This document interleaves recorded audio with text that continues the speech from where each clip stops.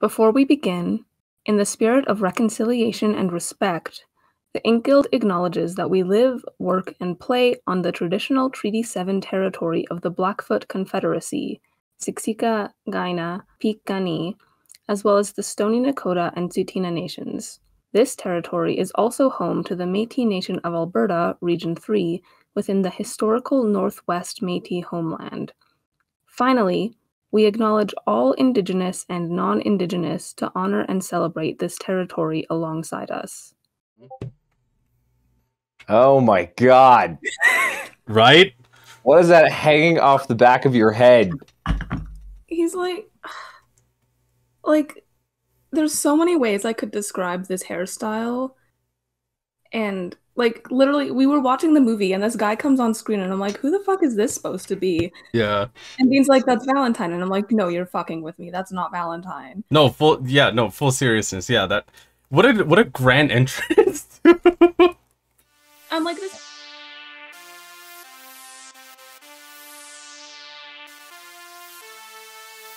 Hello everybody. Hello. Hello. Hi. Hey there. Bonjour. Hello everybody. Welcome back to the InkGuild podcast.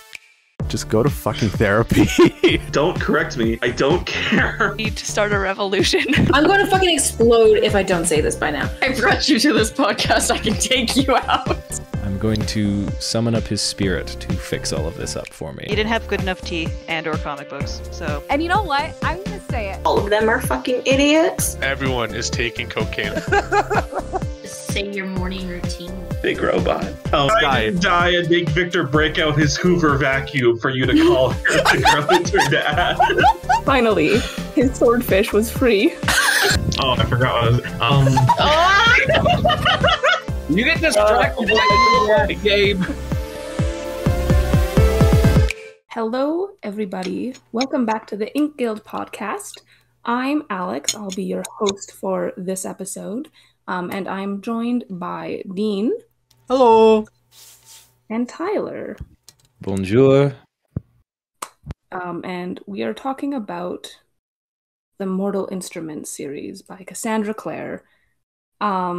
This is just going to be a fun episode where we talk a little bit about, all the bits and pieces that make up the story, things like the plot and the characters and all that stuff. And I think it'll be a fun discussion.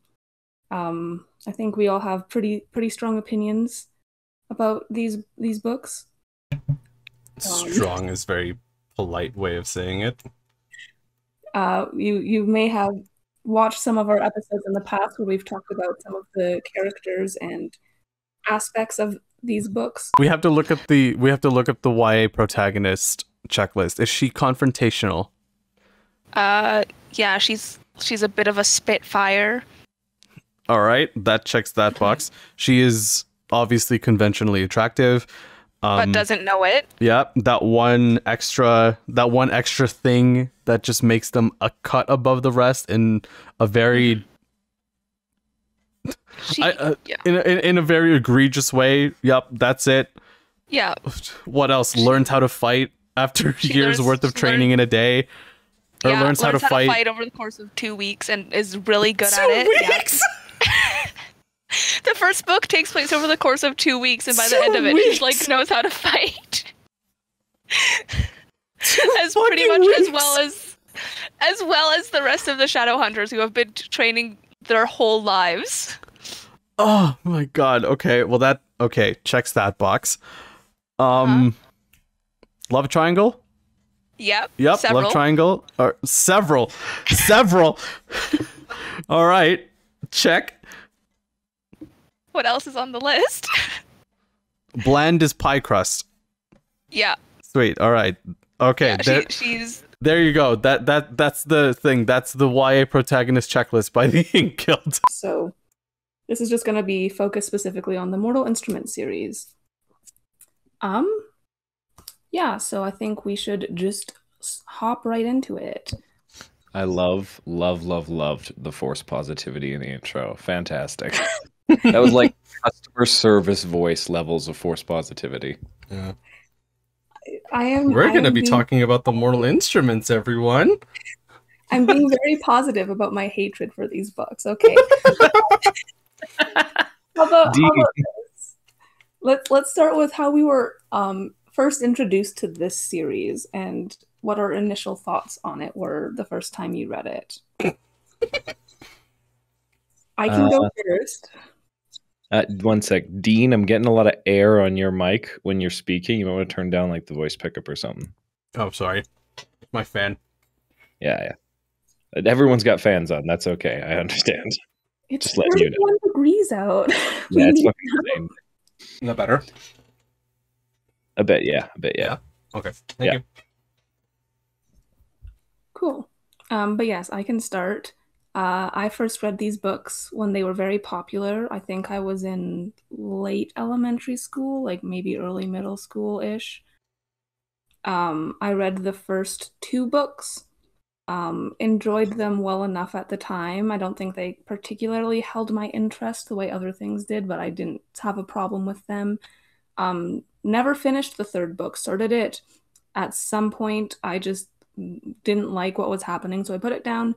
Didn't pick them up again until the TV show was announced, the Netflix adaptation of it, which I watched when it came out, trying to remember what happened in the books. I had very, very bad memories of it. I remembered like 1 or 2 things. I was like, I think there's a gay character.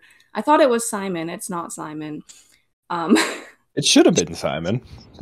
Yeah, that would make sense.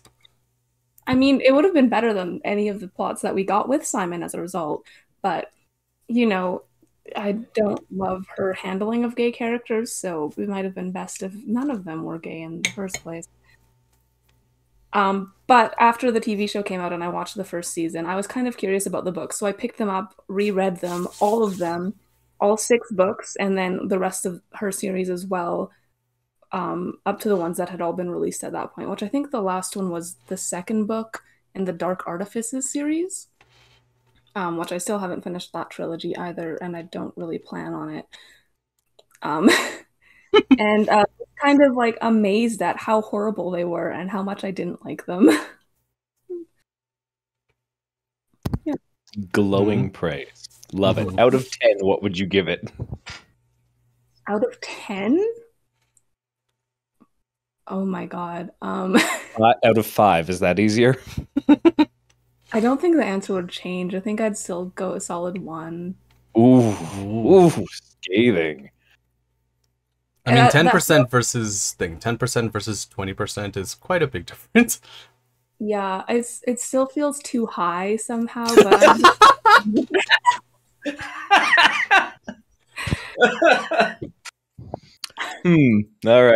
All right. I'm not a fan. Dean, you mind if I take this next bit? Yeah, go ahead. I read these as they came out. Every single one of the first series. Because I was 12 when it came out, saw it on the bookshelf, had a nice cover, nabbed it because me and my mom took book trips a whole bunch of times. Fell in absolute love because this would have been my first actual teen fiction that I'd ever read. And it's literally my first experience with a shitty love triangle. First experience with truly edgy characters. First experience with anything that dealt with Christian mythos in its world building. It was my first for a lot of things. My first vampire fiction, first mixed universe supernatural fiction. Because up until this point, I'd been reading a bit of Piers Anthony that my mother gave me and Westerns, believe it or not. And so when I picked this one up, it was truthfully a gobsmacker for 12-year-old Tyler. It awakened things. It's why I put on eyeliner now. Amazing. I'm never gonna look at you the same way again. I'm gonna, when we hang out, like if we hang out next time, I'm gonna look at Tyler with eyeliner and be like, man, that was Cassandra Clare's fault. It kind of is. To be entirely honest, it kind of is. Edgy, sulky, teenage Tyler fucking loved that shit. Ate it up. I can look back with a more critical view now, but back in the day, that was, again, my first experience with a lot of these things. I didn't have any preconceived notions to go back on. And yeah, I will say, first reading of it, that shit was like top of my reading list. 8, 9 out of 10 when it was first out. I feel like this explains so much about you. Yeah, welcome. You wonder, it's strange to say that, hey, Cassandra Clare was one of my first reading experiences. Now I'm a kind of good writer. That doesn't track anymore. No, it really does not. Hi, yes, I do mature after the age of like 16, but from 12 to 16, I was a shit. I was a sulky little shit. That's amazing. Did you ever watch the TV show or the movie? Fuck no, you know I hate adaptations. Fair enough. I was debating joining the watch night, but I was just too damn tired. You should have. It was really fun. I was laughing the whole time. Like, I couldn't stop. Yeah. I felt so bad. So I was also laughing a lot, but at the same time I was also feeling pretty bad because I also showed it to Mari. It was something that I told her that I was gonna, like, we were gonna hate watch together for a long time now, and the post chat that her and I had afterwards, when, like, initially after we finished, so after we finished watching, it was so bad. I've never heard a more scathing review from Mari, and that's saying something. We love scathing. Scathing is good. I love her. So Alex, you and I are divided. This is good. Dean, you somewhere in the middle? No, I hate it. What was your first experience with the books? The movie. The movie? Really? Okay, so the first time that I ever heard of the book, or the first time I even came close to the books, was, like Tyler, also at a bookstore. It wasn't until I heard that there was a movie adaptation going on that I was like, ooh, that's interesting. Because I don't know if it was around the same time or if it was earlier. I can't really remember, but that was around the time where I was starting to read more like YA fiction and just fiction in general. So Mortal Instruments at the time was the biggest one that I had heard of, so I was like, okay, I'll check it out, I'll see what it is. And basically my wanting to read the book came from seeing the movie and thinking, based off the trailer, this looks okay, this might be interesting. There's magic, there's magic, there's like weapons, like flamethrower scene. So I'm like, okay, fine, I'll give it a read. I don't remember much from my initial read through of it. I just remember thinking, what the fuck was that? What the fuck was those last few pages? And then everything else pretty much being okay. So then I read City of Ashes. That's the second one? Yep. Yeah, so I read City of Ashes after reading the first one. Then I watched the movie. And I remember specifically in the movie, I was sitting there thinking, man, this didn't happen in the book. This wasn't happening in the book. I don't remember this happening. Why does he look like that? And then, what? Like, that was what? 15-year-old me, like 14, 15-year-old me looking at all this. And I'm like, dude, what is this movie? So yeah, basically, the scene should have been in the book, but that's just me. Yeah. Also, yeah, I think I still obviously have my copies of it. I think, so my copy is actually not the original cover art for the book. It's the movie cover art where it's just New York in a darkened scape, or like in a darkened landscape. I'm like, yeah, this really sells it. No. Adaptation book covers are so bad. They're all horrible, and I hate Never them. good. Never good. The artist was paid for that original artwork, damn it. Use it. Mm-hmm. And you know what? As much as I don't like the books, they do, for the most part, have like pretty good cover art. Especially like, have you seen, like, the most recent series? Do you mean Clockwork? No. The Last Hours. Oh, yeah. I saw, what is it? Chain of Thorns. I saw the book cover for that. It is dope. They look so good. I'm like so mad about it. See. Better books deserve art like this. Mm-hmm. Maybe it's Whoever just Cassandra Clare's artist is fantastic. Make more book covers, please. They're literally so nice. Maybe less shirtless teenagers on them, though. Maybe. I was gonna say maybe it's just the fact of like, maybe it's that's initially kind of throwing me off, but the design of like what teenagers from basically the nose down in an action pose with the rest of New York there in the like there as like a. Okay, yeah, you know what, fair. The original Mortal Instrument covers are not great. That's what I'm thinking. And the recent releases of them with like the characters and just like the big font, those look nice. I like those. But they look better. Yeah, but it's like the Dark Artifices and the Last Hours books have really nice covers. In my opinion. Again, these covers are what drew me here. I was like, wow. Shirtless dude on Cityscape with lots of pretty effects. Look at that font. So edgy. Yeah, we know where Tyler lies. He was very easily pleased back in the day. Now he's a fucking cynic. It's amazing. I gave these books everything I have. Now they took them away from me. Yeah. So, out of 10, Dean, with your whole experience. At the time, probably a 5. A good experience to start off with. Also, excuse me, I'm eating. Like, a good experience to start YA fiction. Now, I don't think I can read it. Probably a 2. You know, the fact that this was like both of your first exposure to like YA fiction, I'm so sorry that you had that. How dare you? How dare I hate YA fiction now. I loved it then. You can say sorry for me. I don't like it either, but this was Tyler's childhood. Yeah, that's fine. I know where I sit. This was Tyler's adolescence, sorry. Listen, I can't really judge because like my first big experience with YA fiction was Twilight, so yes. Are you a Team Claire or a team? Who's the author of Twilight? Mayer? Stephanie Meyer. Yeah. Is it Mayer or Meyer? I don't know.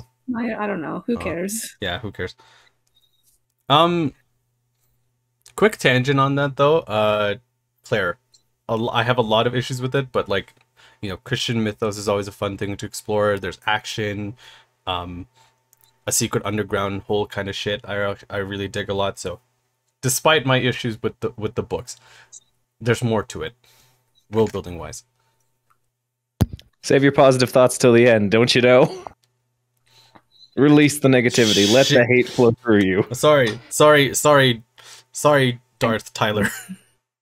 I'm torn. I feel like I'd have to say I'm still on Team Twilight though, because they were I guess these books were for you, Tyler. Twilight was very formative for me. And like, I don't know, the Twilight Renaissance, if anyone's been participating in that, has been absolutely great. Hate the author. I hate both authors. But if I had to choose one series to reread, I would probably reread Twilight.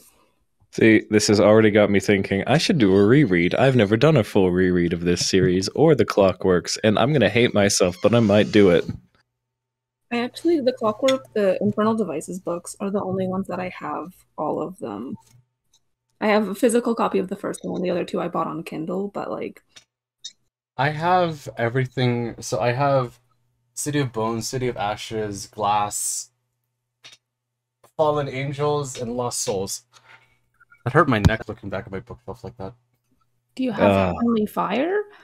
No, I believe that's the book after Lost Souls, right?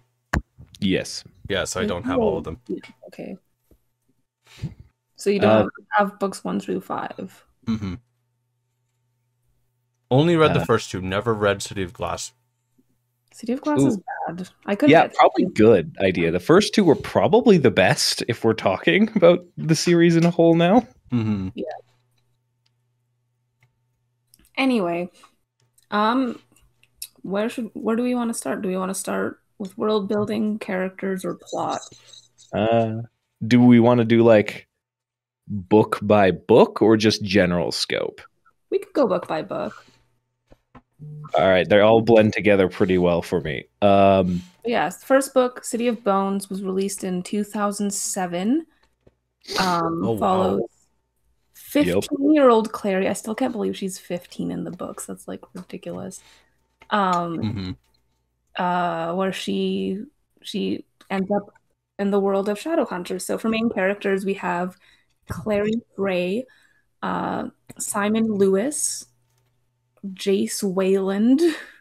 Their names are killing me. Alec and Isabelle Lightwood, and then also Magnus Bane is technically sort of a main character, even though he doesn't do anything in the first book. And then, of course, you have the main villain of the first 3 books, at least, which is Valentine Morgenstern. What a name that is. She went so hard with some of these fucking names, though.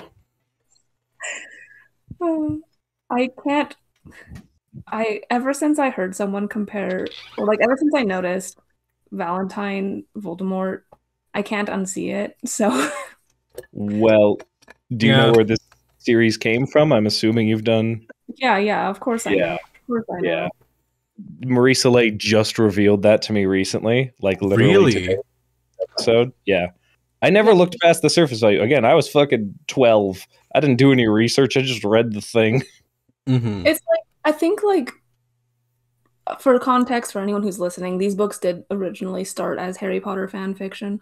The thing is, I'm like not even gonna judge her for it. I mean, could have picked a better book, but whatever. But like, you know, it's one of those things where I think she's actually changed things enough that it's like hard to notice unless you know it's there. I mean, yeah, I clearly didn't. Unlike like other books, like, you know, 50 Shades is pretty obviously fan fiction. These books, they've got enough else going on that I think like it works. Especially because, like, you know, the main characters aren't based on the main characters in Harry Potter. So yeah. Speaking of a lot going on, a lot goes on in that first book because she has to introduce a whole lot of fucking world building all at once. She does. I don't think she does a good job of it. I think the pacing is whack. Pacing was a bit whack. I still remember the fucking exposition scene with, I think it was Jace, just like nice, thick expositing paragraphs. Really good. Loved it. Really, like 2 in like the first 3 chapters. Like there's the part where Clary goes like and sees them like hunting the demon, and they see him and they're like, a demon. And then like explain what a demon is, and then like just like name drop a bunch of things that will be important. And I'm like, why are you telling this to, as far as you know, the only people in the room know what all this stuff is. Like, why are you explaining it? It's literally just for the audience. That's not how you do exposition, Cassandra. I have to think. So whether or not we will include this in because of copyright, we will decide, but I would just like to read a short section that I pulled from page 143. The greenhouse was laid out in what seemed to Clary's untrained eye no particular pattern. What the fuck? But everywhere she looked was a riot of color. Blue-purple blossoms spilling down the side of a shining green hedge, a trailing vine studded with jewel-toned orange buds. They emerged into a cleared space where a low granite bench rested against the bowl of a drooping tree with silvery green leaves. Water glimmered in a stone-bound rock pool. Hodge sat on a bench, his black bird perched on his shoulder. He had been staring thoughtfully down at the water, but looked skyward at their approach. Clary followed his gaze upward and saw the glass roof of the greenhouse shining above them like the surface of an inverted lake.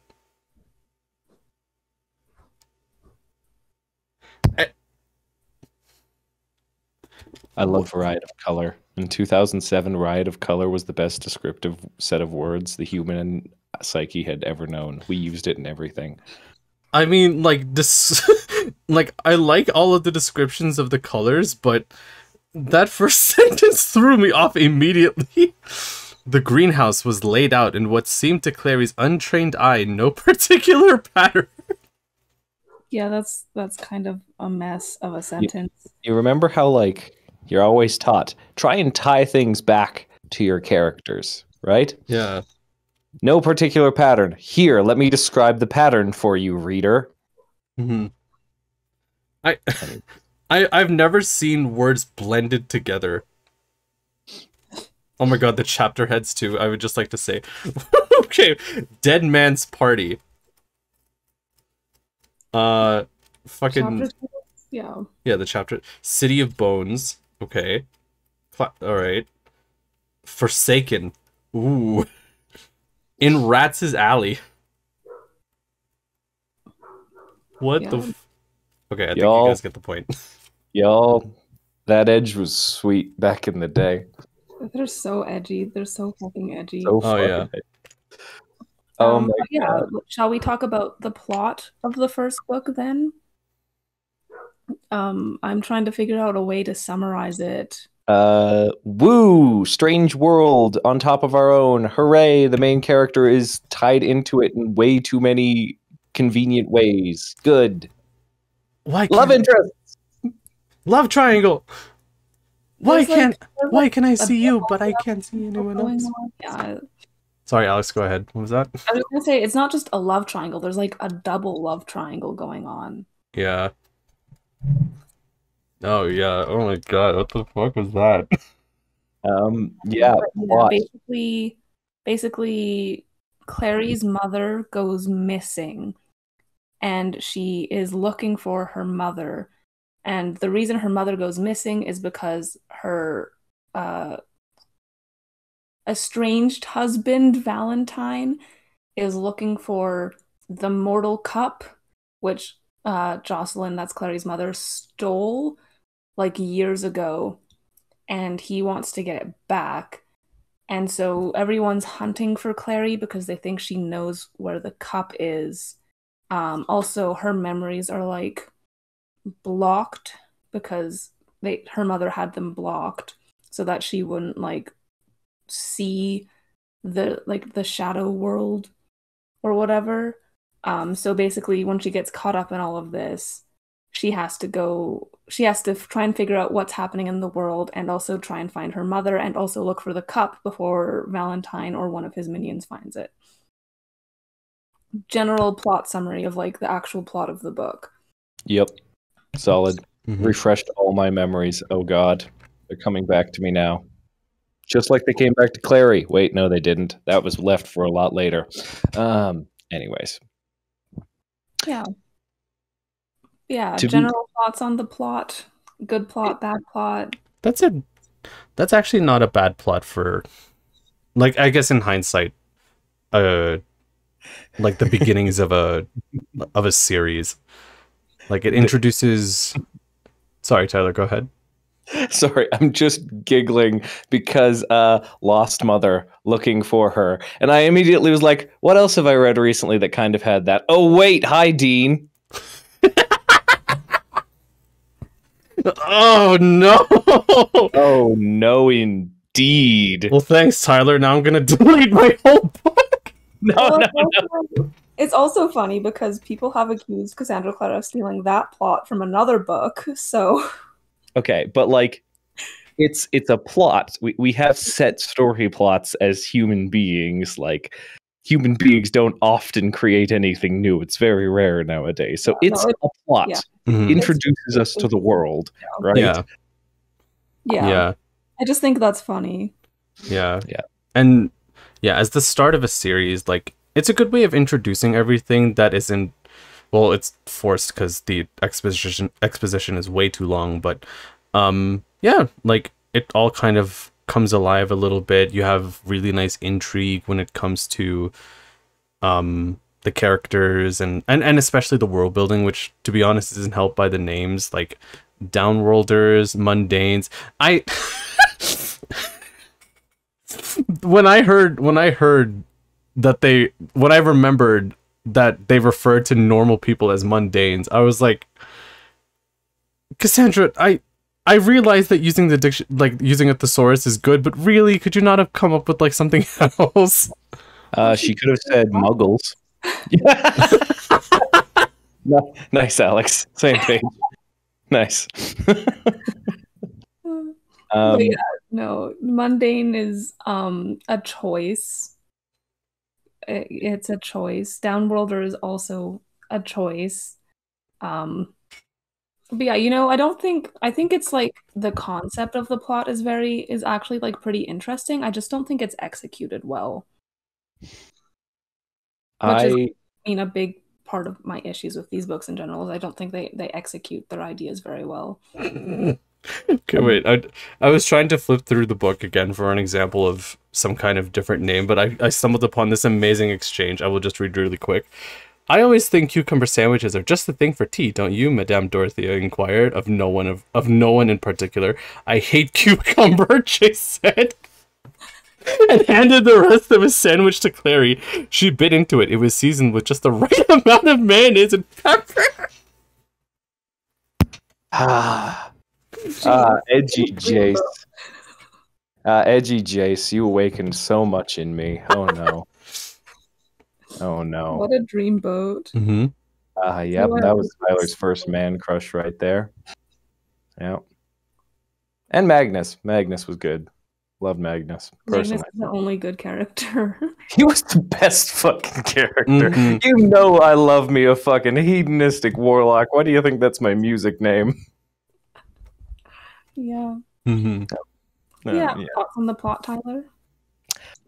It was a plot, again, my very first experience with any plot revolving around that. I thought it was groundbreaking the moment I read it. Of course, looking back, not groundbreaking at fucking all. But 12-year-old Tyler was enraptured, and it was delivered in such a way that I could understand it while still fangirling over, demon-killing teenagers. So, like, it worked for me. It really did. Nowadays, there's no nuance to it. Absolutely none. It's pretty cut and paste carbon copy. Yeah. But that's fair. Say lovey. Say lovey. The plot of City of Bones introduced a pretty it introduced a lot of really interesting benchmarks when it comes to YA. You have your protagonist who kind of just inherently pushes the plot along, but not really actively. Everything just kind of passive character. Yeah, everything just kind of happens around her. You have your bad boy love interest who is just like, I don't give a shit about anything, but except this one girl who is gonna save the world and shit. That's who I care for. And you have. He doesn't. It's not just he cares for her. It's he's obsessed with her and will do anything for her. That is specifically what Jason, what that character trope is. Mm-hmm. Yeah, gotta love that that really hardcore toxic possessiveness. Really good, great, fantastic. Mm-hmm. We'll get up to that in a moment too. Yeah, it's not exactly a new introduction either, but it introduces this was my first kind of real exposure to a MacGuffin. Everyone's going after the Mortal Cup. It's this super important thing, but it's just it's a thing. It's a thing. It's like Cassandra Clare's version of the Holy Grail. So, well, quite literally, it is. Yeah. Do we want lore-wise, world building stuff? Here, I think the mortal instruments are actually kind of interesting. Mm-hmm. So there's 3 of them. There's the Mortal Cup, which is the focus of the first book. The Mortal Sword, which I think is the focus of the second book. And then there's I think it's just called the Mirror. Yeah, it's the whole damn lake, right? Yeah, which is the lake. That's technically a spoiler, but that's fine. 2007 people. I mean, you don't find that out until the 3rd book, so that's more like 2009, but... Mm-hmm. It's okay, we're ripping this book to pieces anyways, so, do you want to read it when we're done? Go fucking ahead. True. Don't, but... And if you do, don't buy them. Get them from your library. Yes, libraries are good. Or your local thrift store, where I got the rest of mine. Yeah, so the Mortal Cup, which is a cup... And it was used to create the first Nephilim because the angel Raziel poured his blood into it and gave it to Jonathan Shadowhunter, the first of the Nephilim. His name is so silly. Jonathan Shadowhunter. Anyway, so it's used to create new Shadowhunters, basically, is its thing, by people drinking angel blood. There's a lot of blood in these books.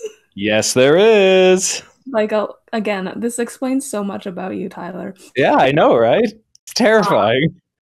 Anyway, Valentine wants it because he wants to create, like, better Shadowhunters. I'm trying to remember if this happened in, like, the first trilogy or the second trilogy, but I remember there was, like, a part where they, like, reversed its, like, polarity alignment or whatever, so it could create, like, half demon people. That's a second series. That's the second series. I don't remember why Valentine wanted it. He wanted to throw demon blood and make the triple dose of human, demon, angel. Okay, that's what he wanted. If I'm remembering correctly now, because again, this is a haze. I couldn't tell you myself. Dude, I'm going off of what you guys say on this one. Yeah, that's what the Mortal Cup does. And then there's the Mortal Sword, which I believe just like detects if you're telling the truth or something like that. I'm pretty sure it had more abilities, but I'm pretty sure the only thing it's ever shown doing is being Wonder Woman's whip. The Soul Sword is primarily used to compel Nephilim to tell the truth, mostly during trials. Shadowhunters who wish to have their claims tested and proved may submit themselves to trial by the sword. The sword can also have a dark purpose. Originally, the alliance of the Soul Sword is seraphic? I don't know how to pronounce that word. But it can be used to revert, or it can have its alliance. Yes, that's the right word. Yes, it can have its alliance reversed from angelic to demonic, which is what Valentine tries to do in the second book. And then it allows its user to summon demons and have control over them. Thanks to the people that work on the Shadowhunter wiki, by the way. Shout out to you guys. Yeah, shout out to you guys. Thank you for making all of this very comprehensible. Yeah. And then there's the Mortal Mirror, which is a big lake. It's a lake. If Nephilim, that's Shadowhunters, drink from it, it causes them to have hallucinations. But I think it's also used to summon like the angel. Yeah. So it's the weirdest of all of them. I always thought it was kind of like the sketchiest explanation, but maybe that's just me. Yeah. If we're talking world building and specifically, the names of the series, the Mortal Instruments, I found that of all the bits of sprinkled in world building, those were probably the most interesting MacGuffins. Because firstly, triplicate, always good. Secondly, one of the triplicate just being balls to the walls weird compared to the rest, completely unexpected. That was neat as hell for me. Mm-hmm. The reverse polarity thing, I don't give a fuck about your magic items alignment. Are they chaotic neutral? Are they chaotic good? Doesn't fucking matter to me at all, honestly. But the usage of them throughout was sprinkled just enough in the first two books that they didn't become overpowering. In the third book, it definitely got a little much, but even so, I found it was better than some of the true adult fantasy I'd been reading beforehand, where a character gets a magic item and then they just use that forever, which really, really annoyed me in those series. In this one, I actually thought they were sprinkled in just enough to not become overbearing. Yeah, that's true. I think she did a good job of having them be these important cultural artifacts. So it's not the characters get the Mortal Cup and then they can use the Mortal Cup for the rest of the series. It's like the Mortal Cup doesn't belong to them. It belongs to the culture. So it's used when it needs to be and not just willy-nilly. Which is sorry, go ahead. I was just gonna say, I do think that, like, in kind of return for that being good, you kind of have Clary's overpowered, I can make up new runes whenever I want ability, but like... Yeah. Which, like, I'm sure we may discuss in another episode following this, but just when, you know, to kind of like wrap up on like magical artifacts and weapons, just, yeah, if you've basically created like a god weapon that your character holds on to for the rest of the season, for the rest of the series, basically, and this is maybe just me kind of like restating like opinions that have already been said, but just, you've essentially just created a get out of jail free card, which, you know, you could use literally to get out of jail, because it could be that useful. Which is, if you ever don't use it, people will be like, well, why didn't you just use this item? So like, you need a good reason to not just have them use it constantly. Yeah, exactly. Like, you can introduce like cooldown times, like if you wanted to be super technical about it, or you could just be like a one-time use kind of thing. Just, there has to be some kind of limit as to how these things work. And the way that you guys described, you know, the mortal instruments, yeah, that sounds fair. Like, there's a catch to using these ungodly, you know, artifacts, because suddenly if the characters, whether, you know, depending on the alignment, just kind of use them willy-nilly, it's like, okay, where's the plot here? Everything is just easy to solve. Yeah, they're not really allowed to use them willy-nilly because of their like importance to the Shadowhunter culture, which I think we've kind of transitioned into world building anyways. Yeah. So like, first book plot, mediocre. I'm sure we'll talk about the characters later. Let's lay the ground rules with some world building. The Shadowhunter culture, I thought, was actually pretty well done. The organization of it, how they really are few and how they organize themselves based on that. The definite strictures and traditions. And again, like we were saying, the fact that no one can just have these items. They are important to the culture, and you feel that. It's not like, oh, I get this sword now, I'm the chosen one. The entire leadership of the Shadowhunters is like, the fuck you do, Clary? The fuck you do? This sword's been around long before you were fucking born. We put that shit on a wall. Specifically in the City of Bones, which is the most goth fucking area in this entire series, gotta say. Love the Silent Brothers and the whole descriptions of the City of Bones. That one got me. If there's one great scene in this fucking series, it was that one, the first entrance to the actual City of Bones. Yeah, fair. I can't argue with that. Shadowhunter culture? Shadowhunter culture. Do we want to talk about Idris? About who? Shadowhunter country. Oh, Nice. This is new to me. You don't know about the secret Shadowhunter country? I guess they don't go to it until the third book, which is when you stopped reading. I was gonna know? say, yeah. But yeah, You so don't there's know? a secret Shadowhunter country. It's called Idris. It is between like Germany, France, and Switzerland. It's tiny. There's one city in it. It's called Alicante. That's also the city of glass. And then there's like a big plain, and then there's a forest, and then there's a lake in the forest, and then it's surrounded by mountains. So it's Shadowhunter Wakanda. Got it. Mm-hmm. Yeah. Yeah, But interesting. worse. Yeah.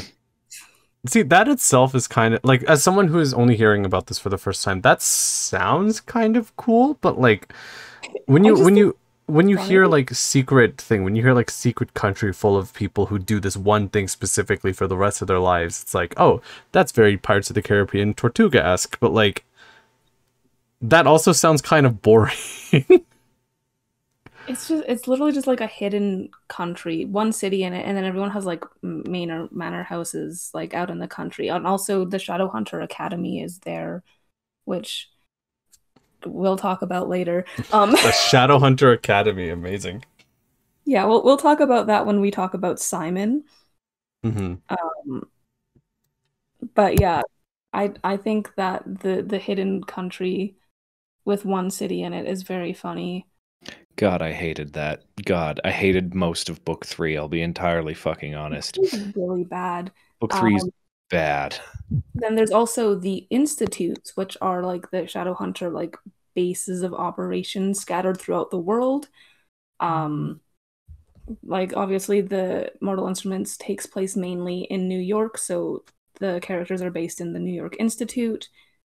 But there's like, there's one in LA, which is where the Dark Artifices is located, or it takes place, and you have the one in London, which is where the Infernal Devices takes place. The names of these series, oh my god. Yeah, when she got to the third series and kept the exact same naming convention, that's why I call them Cities, Clockwork, and I don't know what the third series is because I never read it. They don't really have, like, you got, like, I guess, like, nobles. You got, like, Lord, what are they? Lady Midnight, Lord of Shadows, Queen of Air and Darkness. Yeah, nobles. We'll just sum that one up as nobles. Yeah, Idris is a fucking mess. I never liked the concept of Idris. The institutes and all that fun stuff, great. I understand kind of why she needed it, though, because let's have a meeting of all our high leadership. How are we going to do that? Well, let's rent out a convention hall, I guess. Let's call it Shadowhunter Con. I'd love to read a book about Shadowhunter Con. I don't know what you're talking about. Shadowhunter? What? That's basically what Idris is Shadowhunter Con.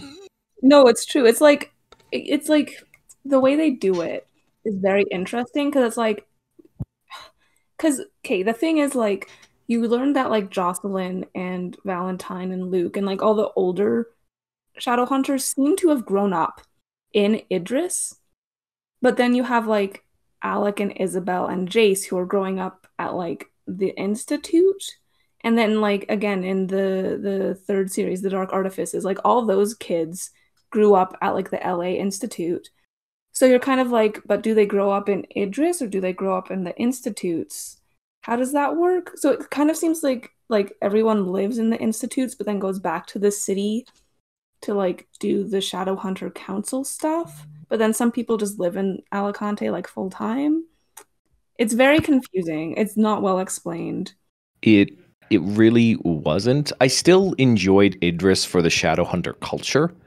But given what we heard about them so much before, about, working in small teams out of the institutes that have a certain set of jurisdictions, basically, it doesn't necessarily make sense when you throw in, oh, we have a country.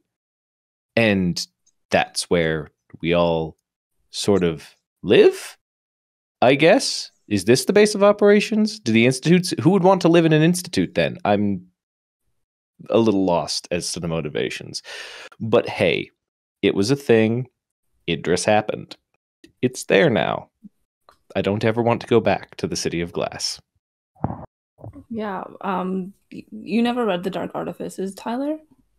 No, I did Mortal Instruments and Infernal Devices because by that time I'd grown up.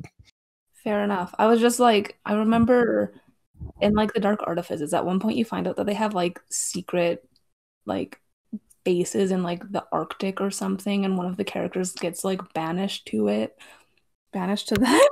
Those oh places. My fucking god, yes. Please give me one lone Shadowhunter marching down the plains hunting fucking demon penguins. Let's go. That actually sounds really cool. That sounds way more interesting. But also, guess why she was banished to this location? Got a tattoo that said, like, I don't know, got a pentacle tattoo for funsies. What? Tax evasion? No, she was gay, that's why. Oh. That's another big part of Shadowhunter culture that actually comes up way more often in the books than it probably needs to, which is that they're really homophobic. Yeah. Oh, wonderful. Wasn't like the in-world reasoning because we need to make Shadowhunters and there are no more Mortal Cup uses, so like you gotta pump out the babies? Wasn't that the in-universe reason? Well, it can't be that because there are more Mortal Cup uses, except that it got stolen. So if it was because of that, then it'd have to be like a very short-lived reason because they got the Mortal Cup back. And I know that because they used it to turn Simon into a Shadowhunter. Oh god. He's like such a mixed bag. Later. Simon later. We'll get to characters in a bit. I want to cover kind of the world building first. Well, So yeah, they are very homophobic. Still liked Alice and Magnus personally. Again, my first ever experience with gay characters. Ooh boy, did that awaken something. That Yeah. was your first... Oh, that's so sad. Hi. That's Hi. Yeah. Tyler is the flamboyant pansexual he is today. Sorry, Alex. I'm just like, they're such a badly written couple. They're pretty fucking toxic, but so is every couple in this goddamn thing, so oh well. There's literally not a single healthy relationship in these books. We'll get to that. Anyway, other things about the world building. I guess tattoos. Yeah, we can talk about the runes. Go for it. Oh yeah. Give me. Tyler, do you want to go ahead? Because mine's short. Like my contribution to that is short. I just think it's cool. I love me some non-permanent magical tattoos. Give me a cloth. Get me one of those little sticky things. Let me give myself some magic real quick. Hell yeah. Oh god. Oh no. Jokes aside, I actually kind of dig the magic system, especially because like the runes seemed like a pretty hard magic system. This rune does this. Whereas the warlock magic, a la Magnus, was very ephemeral, very light magic. And I did like to see the combination of interaction of it. But oh my fucking god, when they were like, yeah, we can't use guns because we can't put runes on bullets, I was like, shut the fuck up. Guns have existed for so long. Do better. I think she just didn't. I think she just wanted an excuse to have them use swords. Oh, 100%. But like, come on. Yeah. I think it's fair because I think swords are sexier than guns, but... Wait. We're not talking about the sexiness level here. I'm specifically cynic world building right now. But yes, you are right. Sexy swords and Isabelle's whip. But anyways. Isabelle's whip. I have a whip now. I wonder why. Was it really that? Yes. Okay. Okay. That was one of the best parts of the movie, was watching Isabelle use her whip. Anyway, sorry, continue. I was gonna say, like, when I remember, like, oh yeah, when Tyler was saying non-permanent magic tattoos, I was like, wait, hold on, I know that's familiar. That seems familiar. Where else have I seen that before? And I'm looking at my own book again, and I'm like, god damn it! It wasn't just formative for me, was it?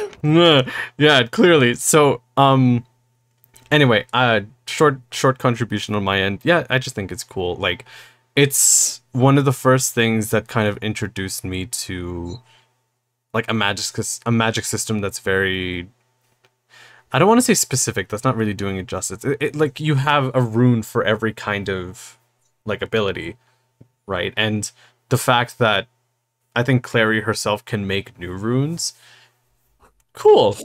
Actually pretty sweet. That's a good like way of essentially making your character like very powerful, but at the same time, I obviously haven't read like other books in this. How often is the plot just easily resolved with her just making up a new rune? It happens a couple times. Happens a couple times. I still think it's also funny because again, neither of you have read the Dark Artifices, but in the Dark Artifices, you find out that she made up a birth control rune. Okay, wait, Go what? Clary. Fuck yes, Clary. That's yes. the best thing you've ever done. Yeah, that sounds wonderful, but just also interesting. I think the one that comes to mind for me is like in like the third book specifically, I think she makes up like the portal rune. And that ends up being like very important. There's like a big one in the second book, and then there's like the thing that she marks Simon with, like the mark of Cain or whatever thingy. Yeah. So like, if we're talking specifically Clary's ability, now that we've discussed a bit about the magic, unless Alex, you had something to say more on the magics. No, I think magic tattoos are cool, and I'm fine with them. Give me my stick-on tattoos. Clary's ability specifically, I thought, was used as a Deus Ex Machina. Yes, no doubts about it, it was. The portal rune was annoying, didn't like that, but the other uses of it were still sprinkled just enough for me, like the magic items, that it didn't become overpowering until we get into like book 4, 5, and 6, and then it became a lot more annoying. I really like the Mark of Cain personally because it ties back into that biblical that I thought had been like slowly eking out of the story here and there. And I actually really enjoyed the Mark of Cain. The fact that they then did, you know, a MacGuffin removal of the Mark of Cain is neither here nor there. Simon, what the fuck is going on in your storyline? But anyways. We'll get back to Simon. We're going to keep saying that and let's never get back to him. Just like Clary never did. I have a lot to say about Simon, though. He's like, when we talk about characters, I have stuff to say about him, so we have to go back to him. I'm just waiting for the inevitable plot twist that by the end you two would have both just reached, like you two would have spent the entire episode saying, "Oh yeah, we're going to talk about Simon, we're going to talk about Simon," and then you both just praise Simon at the very end. I'm like, you two have been setting this up for a while now. I'm expecting a plot twist more than anything. That would be. We'll see. Yeah, magic stuff. Hooray! God damn, there's a lot of blood. Because let's talk a little bit about the blood mixing, specifically. I do think that the different races and how those are dealt with in the books is kind of interesting. I did too. Literally took the words out of my mouth. I thought that was a super interesting way to include a mixed supernatural world build, all based upon your still core concept of the interactions of mortal, celestial, and demonic. Yeah, so like all of the different races are based on like either angelic, human, and demon, right? You have the Nephilim, who are a mix of angel and human. You have the warlocks that are a mix of demon and human. You have the vampires and the werewolves, which are like demonic curses. And then there's the Seelies, the Fae, are like, I don't know if this is ever actually said in the book, but I think it's heavily implied that they're like the offspring. They were originally the offspring of like angels and demons. That's what I remember too, though I do not have a source. Wiki, help me out here. Species, fairies. Does it say anything? Due to the legend of their origins, fairies are associated with the beauties of angels and the viciousness and malevolence of demons. That doesn't help. Anyway, we'll just go with that. I'm never sure it's confirmed. I think it's hinted at a few times, which I still think is very interesting because the tiny bit we interact with angels is all, fear not, we are stoic and unreadable. But to think of in this series an angel and a demon boning to make a fairy, who the fuck? What? It's fascinating. Exactly. I quite liked it. The implications. But what were you going to say? Sorry. Huh? Oh, basically just this, that I thought like the different interactions of the species were actually solid. Surprisingly solid world building. Yeah. And I feel like they're pretty consistent throughout as well. There's like a few times where I remember getting confused. Like I think at one point in the Infernal Devices they mentioned like meeting with a mermaid and you're like, hold on, there's mermaids now? But mermaids are just like a type of fae. Yeah. And again, to expand on like the greater series, the way that different things were added in, because even in Infernal Devices Clockwork, they added in just a few more species here and there, and it was done in such a way that I was like, that's believable enough. There are probably a lot of different mixes depending on, you know, your percent of angel to demon to human blood. Sure, why not? It's a good enough world building thing. It's strong enough to hold its core concept and flexible enough to be used in multiple situations. Yeah. Dean, you haven't spoken about any of these edgy ass races.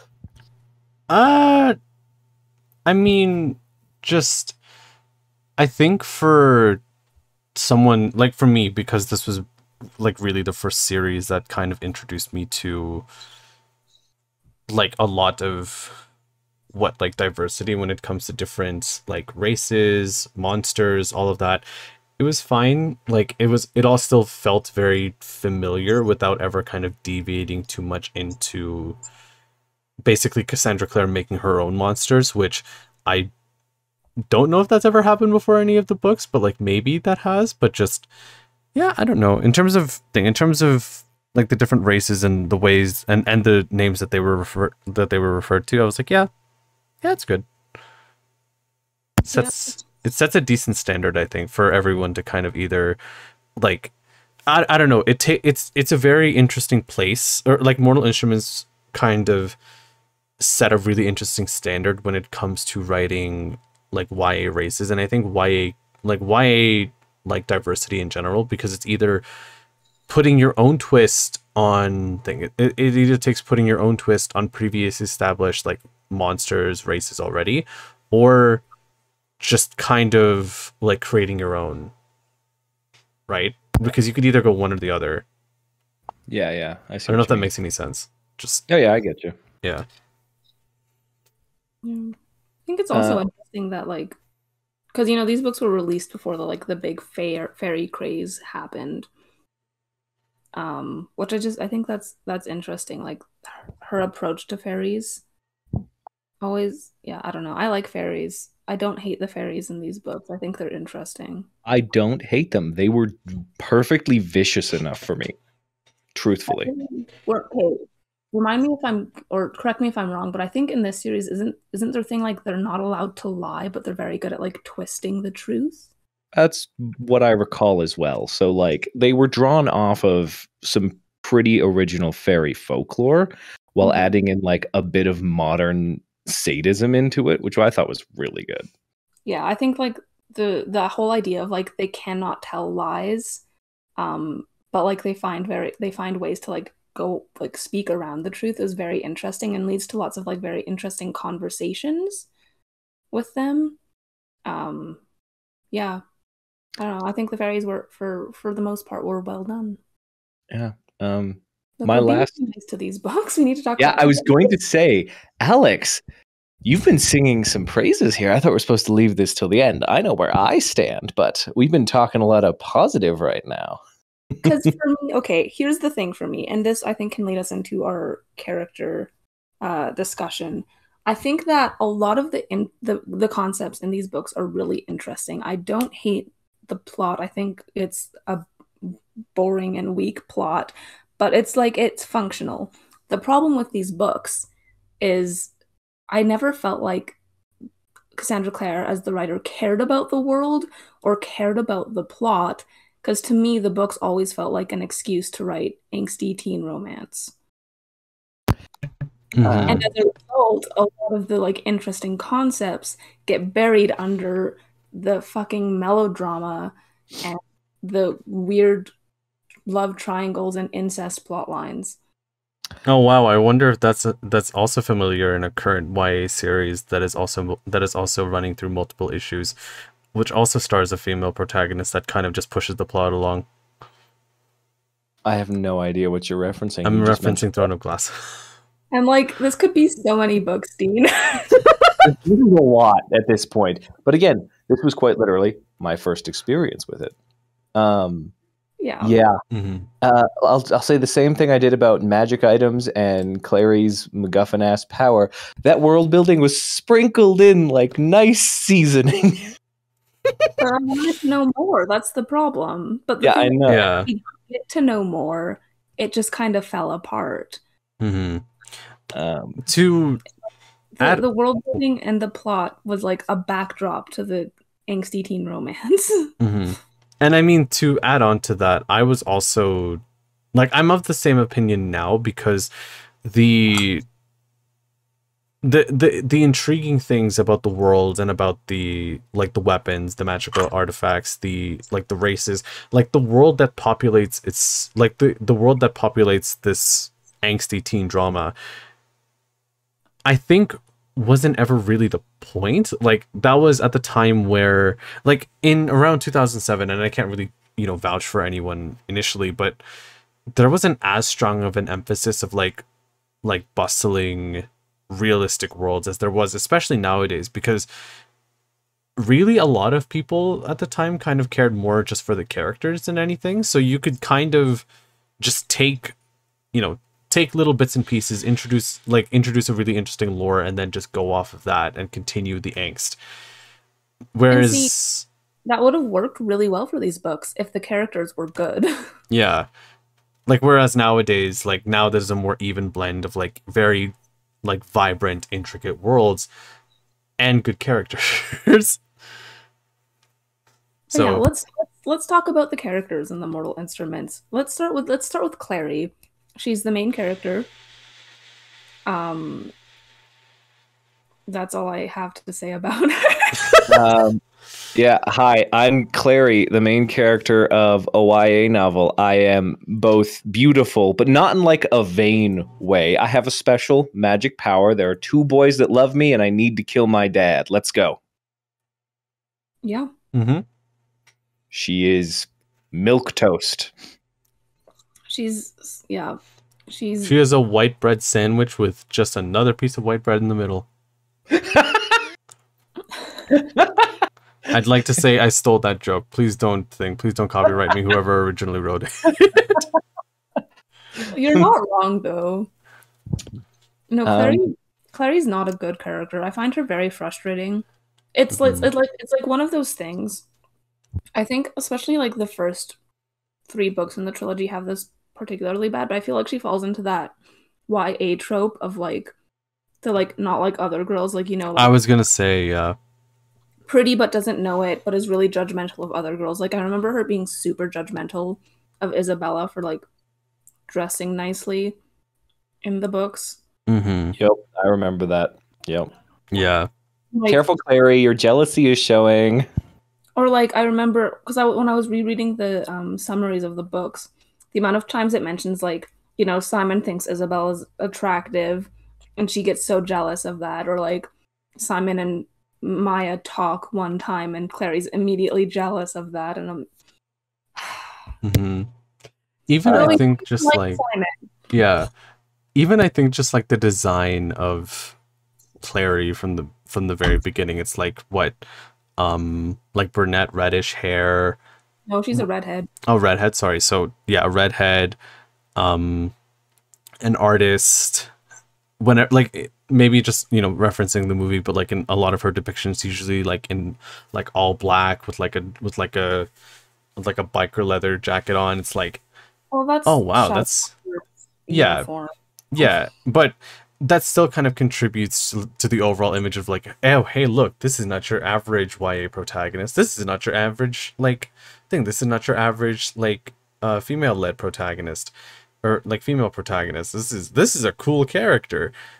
When you can just so cool though. Yeah, like So she doesn't do anything. She doesn't do much.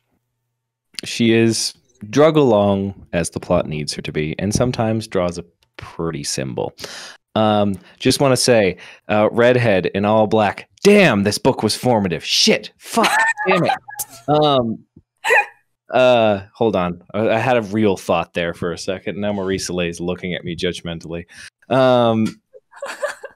Tessa in Infernal Devices, quite a bit better. Gotta say, just outside of Mortal Instruments, I thought Tessa was a lot better. See, I don't mind Tessa. I still don't find her interesting. She's probably like the protagonist in all of Cassandra Clare's books that I hate the least. Yeah, right. But on Clary, one thing though, just quick ending. There was a scene in, I believe it was City of Fallen Angels, where it's been like, what, 2 months since the last book? She's had a teeny bit of Shadowhunter training now, and she does a backflip and fights a demon within like, it's the first half of the book, I'm pretty sure. And oh boy, let's talk about, oh, my main protagonist isn't a weak girl anymore. She is now no longer milquetoast. She is milquetoast that can do a backflip.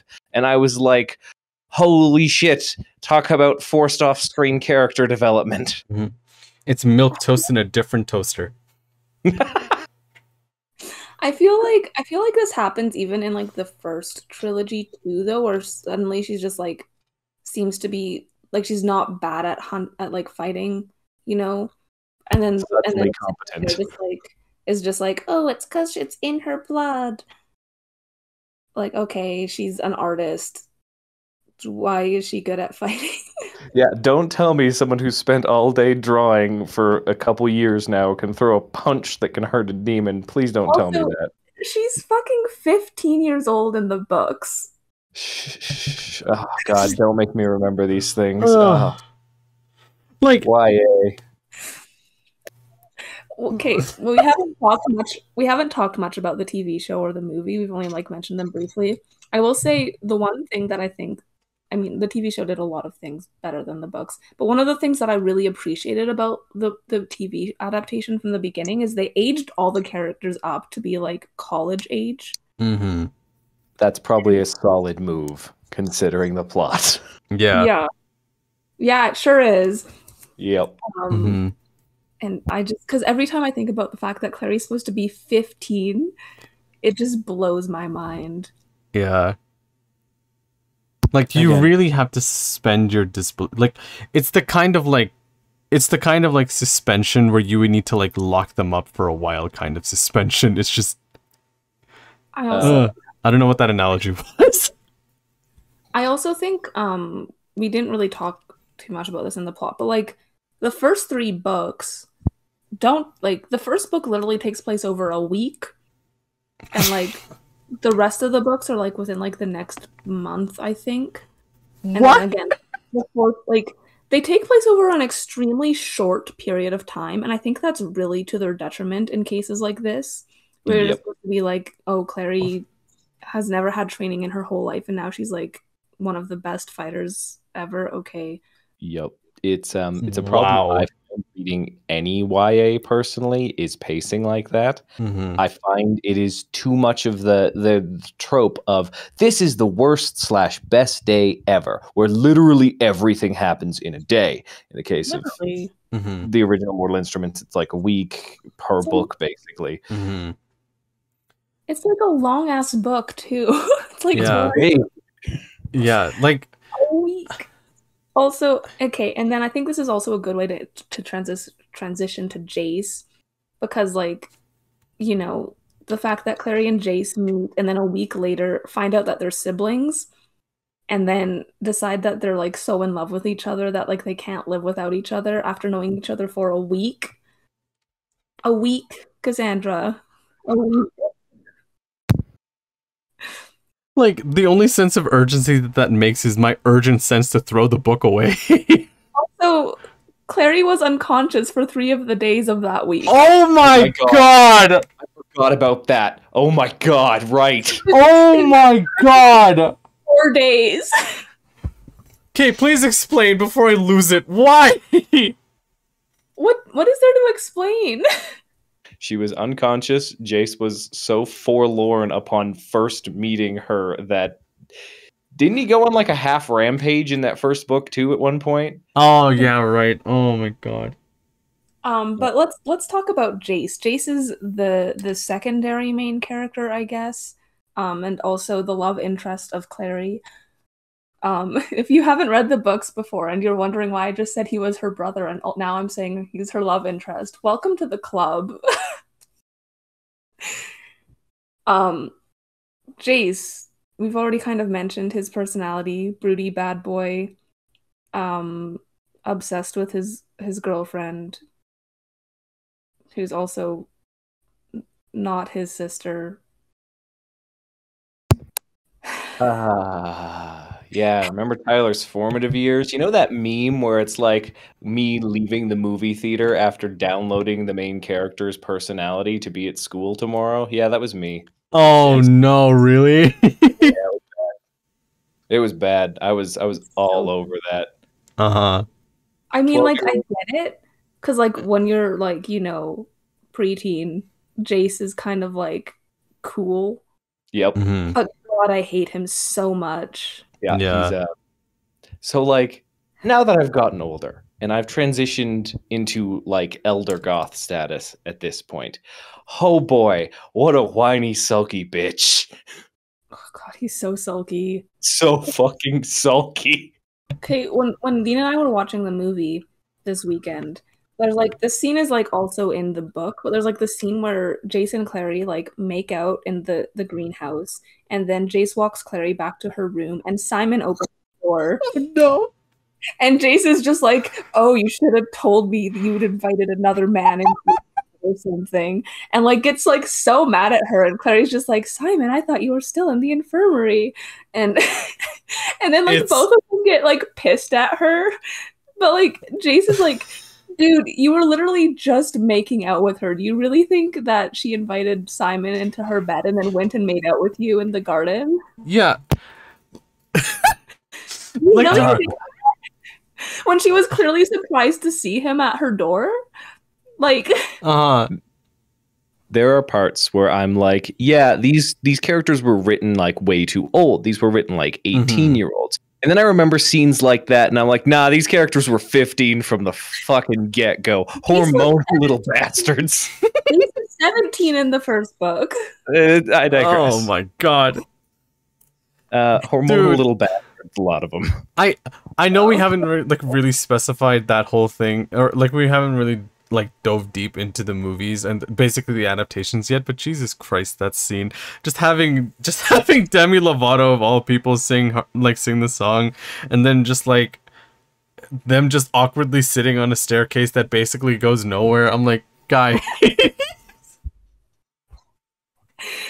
But yeah, no, Jace Clary relationship, let's talk about that. Unless anyone has anything else to say about Jace. A whiny bitch boy.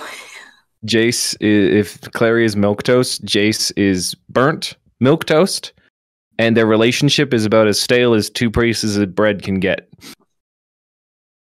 Okay. Yeah. I every time I think about Jace, I remember the fact that in the books he's described as having golden skin and golden hair and golden eyes. He's just like he's a gold statue. like an Academy Award. Oh, guys, I get it. He's the gold standard. But yeah, anyway, in the first book, Jace is a dick.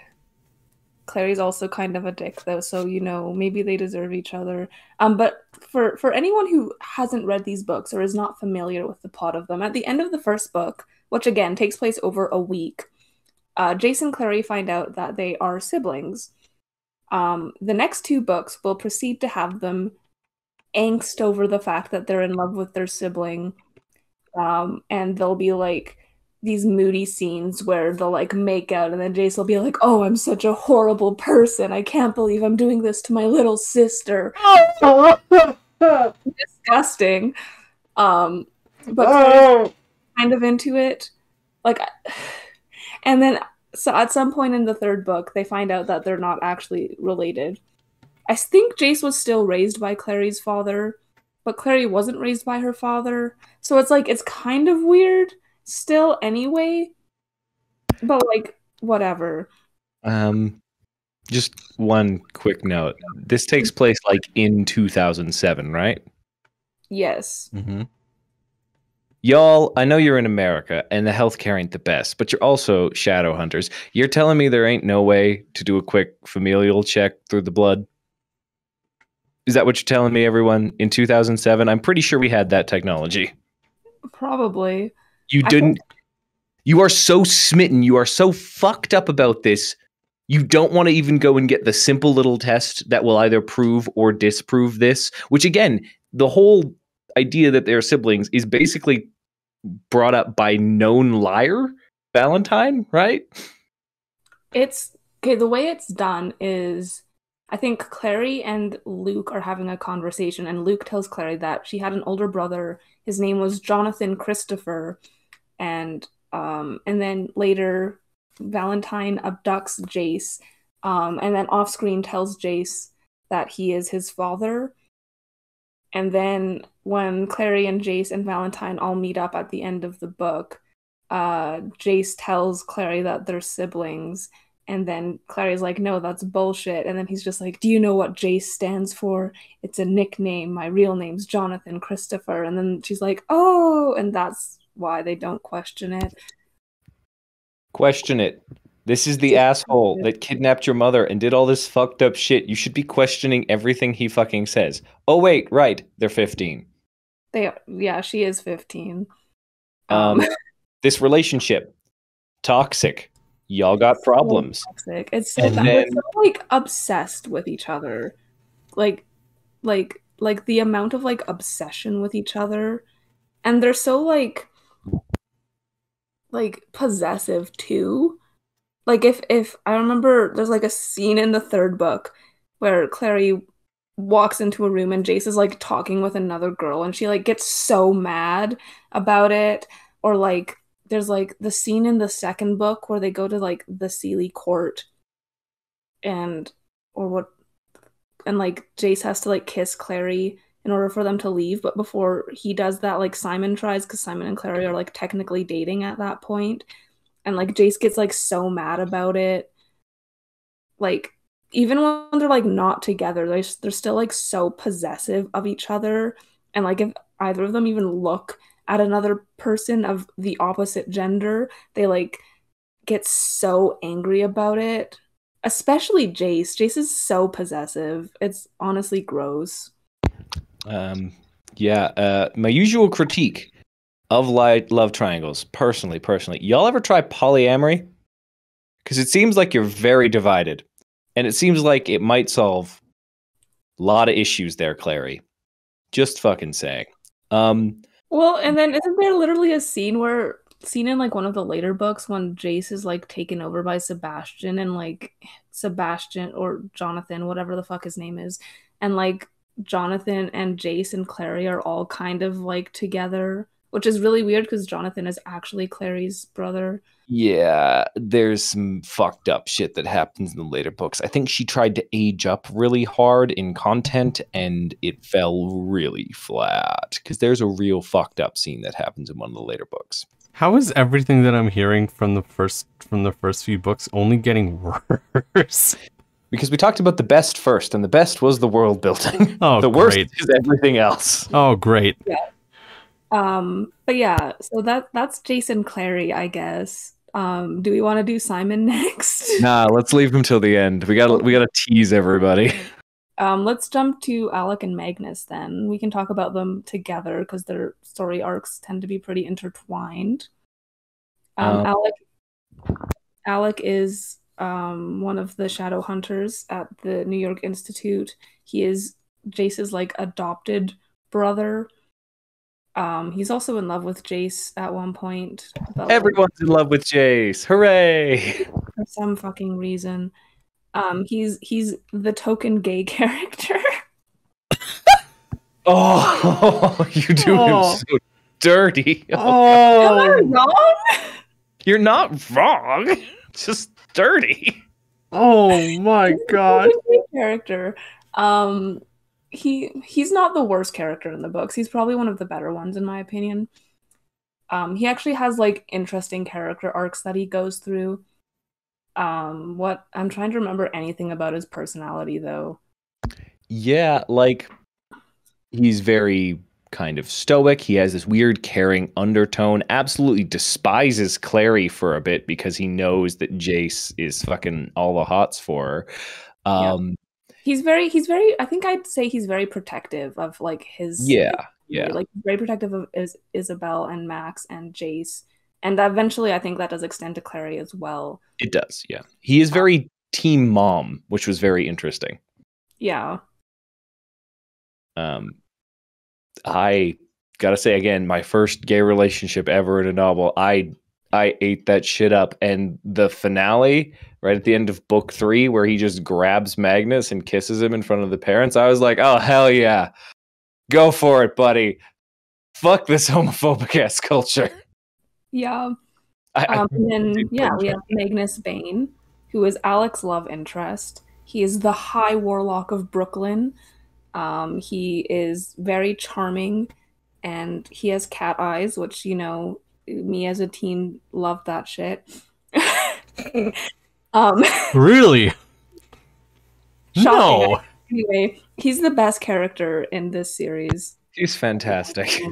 He's honestly like the only character that I can say I genuinely like, aside from Jem, but we're not talking about him. We're not talking about Jem. Sorry, not Jem, brother Zachariah, sorry. He becomes Jem again by the end of the book. I know. I'm just fucking around with spoilers. But yeah, Magnus, very fun character. Again, I'm trying to remember more stuff about him. He's the guy who blocked Clary's memories and like sight into the shadow world. So there's that. He's very fun though. The relationship has its ups and downs. You know, I remember there being a part where Alec finds out that Magnus is like bi and has had like relationships with men and women in the past, and he gets like really upset and jealous about it, even though Magnus is literally like 300 or something. Yeah, he's an old one. I gotta say, he's an archetype now, the Magnus Bane, because he's that sort of debauched immortal archetype that I so love, and I'm a fan of it. I'm a big fan of it. Also, once again, sat in a theater, downloaded the main character's personality. That was me much later. Still going through that. Yay, go me. Gotta say, loved just suddenly in a teen fiction, we're at a house party with an adult warlock who's just giving people drugs. Demon drugs nonetheless. But oh boy, I was like, this is so edgy, as my like little teen heart was palpitating, and I'm like, please someone don't read over my shoulder. This is so illegal. Another reason that I think aging up the characters in the TV show was a good idea. Yeah. But yeah, Magnus is great shit. The perfect kind of like ephemeral, interesting representation that I want in the world. Yeah, he's definitely an archetype that is like one of my favorites in fiction. So, you know what? Kudos for that, I guess. Who else do we have to talk about? Isabelle. Let's talk about Isabelle. She's important. I don't remember anything about her, but she's important. That's a good start to saying to a really important character. She is sassy and confident and feminine, and her and Clary don't get along in the first book because you can't have women in fiction that like each other. That's illegal. And what else is there about her that's interesting? You got a fucking whip. She has a whip with that has like a snake design that she wears as a bracelet. Fucking cool as hell. In later books, she gets slut-shamed really hard, which I remember being annoyed about. Yep. Oh, great. Because like in the early books, she tends to wear like very like revealing clothing, right? And then like in her parents, I mean Clary and everyone else slut-shames her for that anyway. But then in later books, when she matures, she starts wearing like old women like office fashion clothing or something. Yeah, that's more confidence in herself now, so she doesn't have to show off her body for attention. Great message to send to young girls, Cassandra. Yeah, especially when like the two teenagers in the room, like two doors fucking down, are just all over each other. Like, goddamn. One thing I forgot entirely to mention with Clary and Jace is like, please don't put sexual tension on teenagers like that. It was weird, even for me back then. And then having Isabelle, who I forget canonically if it's ever mentioned that she's ever actually fucked or not in the main series. But it's like implied. It's heavily implied, and okay, whatever. Teenagers do things. She's also 15 in the first book. Yes. Oh my god! Teenagers do things. It's whatever. I don't care. Blah blah blah.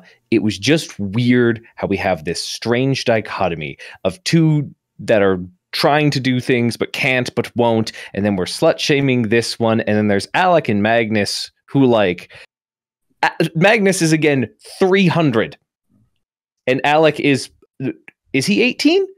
I think he's 17 in the first book, and then 18 in the second, right? Because she thought it was weird that she was going to have this romance, or did she just not care? I can't remember now. I'm also trying to remember. But anyways, so it's just this weird fucking mixes of sexual tension and just some not good ages for that to be displayed in even teen fiction. Even at fucking 12, I was like, there's something going on here that I'm not going to understand until I am much older. And I'm going to leave it at that. I think he might have been 18. But yeah, still. Yeah, it was weird. When your target audience is like preteen girls, it's interesting. Hi, yes, present. Yeah. You're the only one here. Congratulations. Yep. Yay. With Alec, we didn't talk about the parabatai bond. I want to talk about the parabatai bond. We didn't bring this up in world building either. The fucking parabatai thing. Vaguely interesting concept. Kind of weirdly handled. Yeah. Especially in later books. Especially in later books. Looking at you, fucking Dark Artifices. I hate those books. Really? But yeah, so basically the idea of the parabatai is you have these two Shadowhunters who like they like bind themselves together with this oath. And it lets them like feel each other's like pain and stuff, I think, right? It's some ephemeral connection of, blood bond. We don't have telepathy, but like I know what you're feeling, just used for pseudo drama. Yeah. Which is just so romantic. It's like, oh, I feel my partner in a way that no one else can. Except it's not allowed to be romantic for like stupid plot reasons. Mm-hmm. Which is also, Alec and Jace's relationship. Which, again, Jace was like literally adopted into Alec's family. Like, I get that he's probably not ever been around like any other guys in his life for him to have a crush on anyway, but it's still weird. It's all weird. So yeah, parabatai. Also, the fact that they have to do it before they turn 18. God, what is with the age of consent in this books? Fuck. Why? The fact that they're like letting like 12-year-olds bind themselves to someone else for life. Yeah. Yikes. Teen fiction. But yeah, we literally didn't even talk anything that much about Isabelle at all. There's not much. Yeah. Talk about Maya. We should talk about Maya. She's not in the first book. She's introduced in the second book. But she ends up being like a pretty major character. She's one of the werewolves in Luke's pack. We'll also have to talk about the adults briefly because they are kind of important. They actually do things. It's amazing. Mm-hmm. But yes, she in the second book, there's like this thing introduced where like Valentine needs the blood of a child of each of the like 4 downworld races or something. And Maya ends up being like the werewolf one, and then Simon is the vampire one. We'll get to Simon. She also dates Simon for a little bit. Oh yeah, I remember that. Which again, we'll talk about more when we get to Simon. Isabelle also dated Simon for a bit, and then they broke up, and then now they're engaged. But you know what? We'll talk about Simon. Can we get a counter of how many times we're going to have to talk about Simon going? In the timestamps. Simon, no. In the timestamps, I'll finally put it. They finally talked about Simon. Yes. Yes. But yeah, Maya. I always enjoyed Maya for the most part as a character. I thought she was treated really poorly by the narrative. But like as a character, this is actually, while we're here, I think this is an interesting time to talk about Cassandra Clare's treatment of her characters of color. Because it's not great. Oh wait, yeah, you're right. Holy shit. So let's start with Maya, because Maya is one of the notable ones. She's like one of literally, I think there's 4 characters of color in the Mortal Instruments books that I know off the top of my head that are like important to the plot. Maya is one of them. She's a biracial black girl. I just want to note also for the record that all of Cassandra Clare's characters of color in the first series are biracial, except I think Raphael. Interesting. Just want to point it out. Yep. Maya was turned into a werewolf by her abusive ex-boyfriend, who she later dates again. Oh my god. She also dates Simon at one point, who cheats on her. And then when she gets back together with her abusive ex, who she falls back in love with, he is brutally murdered. Again, she's a werewolf. The werewolves are referred to as like downworlders in the book, and they tend to be looked upon with disdain by the Shadowhunters, who are the characters you're supposed to be rooting for. Just the fact that, you know, major character who's a person of color is looked down upon by everyone else. And yeah, now that I'm remembering, there were a lot of downworlders of color. Yeah, again, which was kind of it's really questionable. Magnus is the same. He's, I believe, Indonesian. Yeah, he's Indonesian. His mother is Indonesian. His father is a demon. So, you know, well, that's great.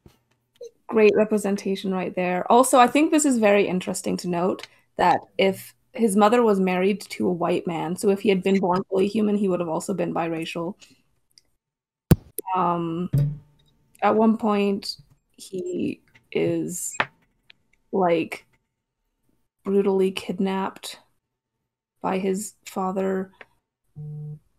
Like, I don't know. He's probably like the best off of all of them, but still just like the way he's treated is very interesting. We haven't talked about Raphael at all, but he's also kind of important. He's a vampire. Again, another downworlder. All 3 of them are downworlders so far. He was the person that turned Simon into a vampire. And he, I'm pretty sure, is murdered brutally in one of the books, if I remember correctly. Yes, you are correct. It's in the 2nd series, though, I believe. Yeah, when they do because they have that whole weird changing of the guard arc, because I believe the author realized her treatment of downworlders was kind of fucked, so tried to make them a lot better and give them a bit more of a spotlight. But yes, he is definitely brutally murdered, which I actually really enjoyed his character. He's like an interesting character. He is. And his like relationship with Simon is very interesting, because I feel like he's one of the few characters in the book that like you're not where Cassandra Clare doesn't try to convince you that he's like a great dude all the time. Yeah. Like, he feels like one of the more complex characters, I guess, is how I would want to say it. Both a fucking evil asshole, but willing to do things just for the hell of it. Oh, you've asked me to bring this dude back from the dead as a vampire? Why not? Guess what? Now he's a vampire. Now he's kind of mine. Yeah. Like, he's an interesting character. He's also literally, I mean, he's a vampire, so he's not actually 15, but he was turned at 15, so he's just like an immortal 15-year-old. Oh, wonderful. Which is just very funny to me. But yeah, no. And then of course, I mean, Simon is white, but he's also Jewish. But again, we'll talk about Simon in a bit. Yeah. In a bit. Other characters, I mean, we have Jonathan, Clary's brother, aka Sebastian. I tend to switch between Sebastian and Jonathan when I refer to him. He is Clary's older brother who was fed a lot of demon blood when he was in Jocelyn's womb. And so he's basically just like pure evil. Yep. He does things. He does a lot of things. He's like really important, and I literally can't remember anything that he does in the books except that he's Clary. All right, so third book, not fucking much. He's kind of the traitor among us for a good portion. Among Us?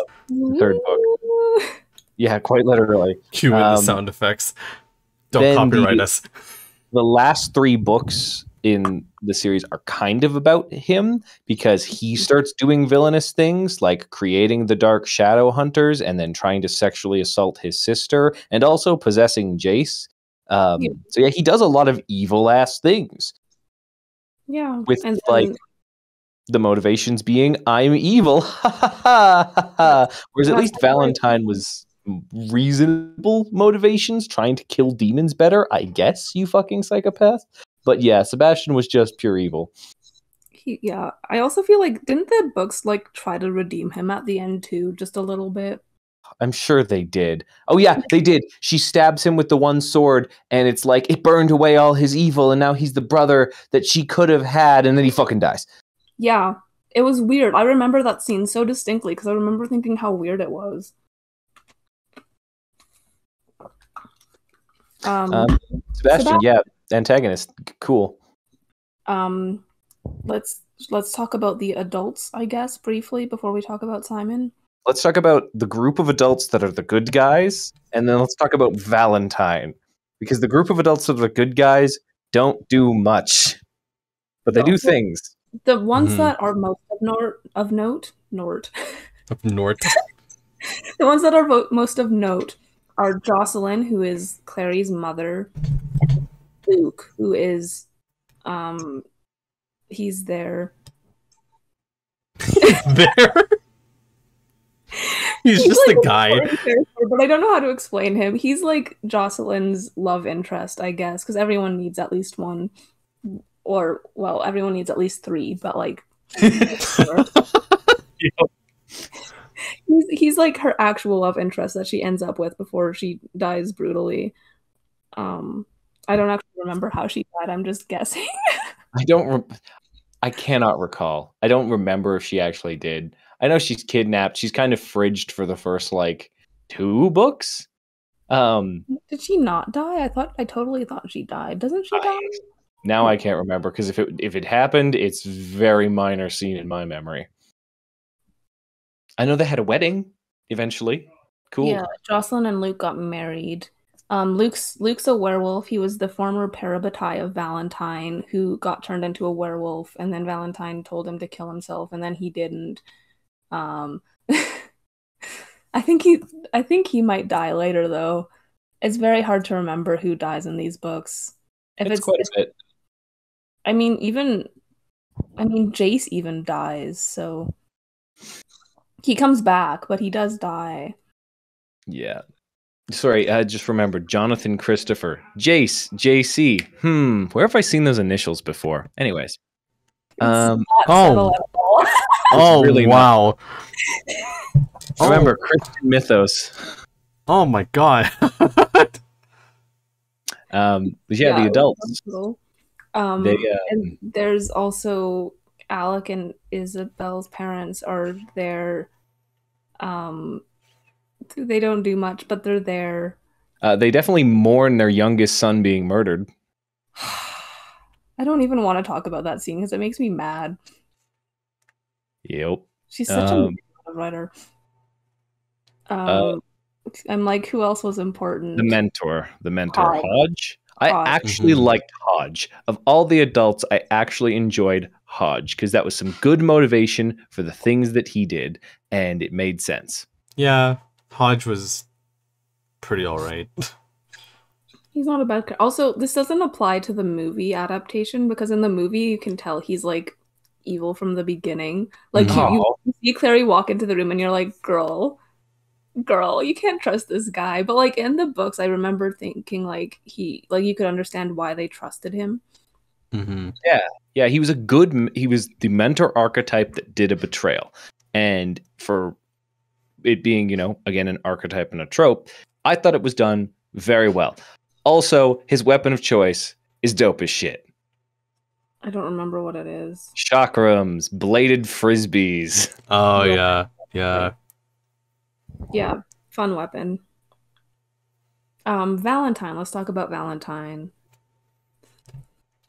Look at this 'Kay. man. I was gonna say, do you want to talk about Valentine the character or Valentine the movie design? I don't think he's a great villain. He's so generic.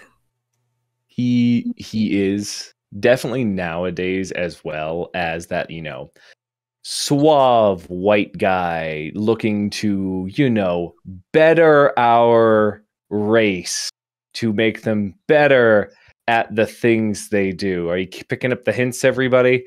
For what he was, fine enough antagonist. He's functional. He's a functional antagonist. Yeah. He doesn't really pack much emotion.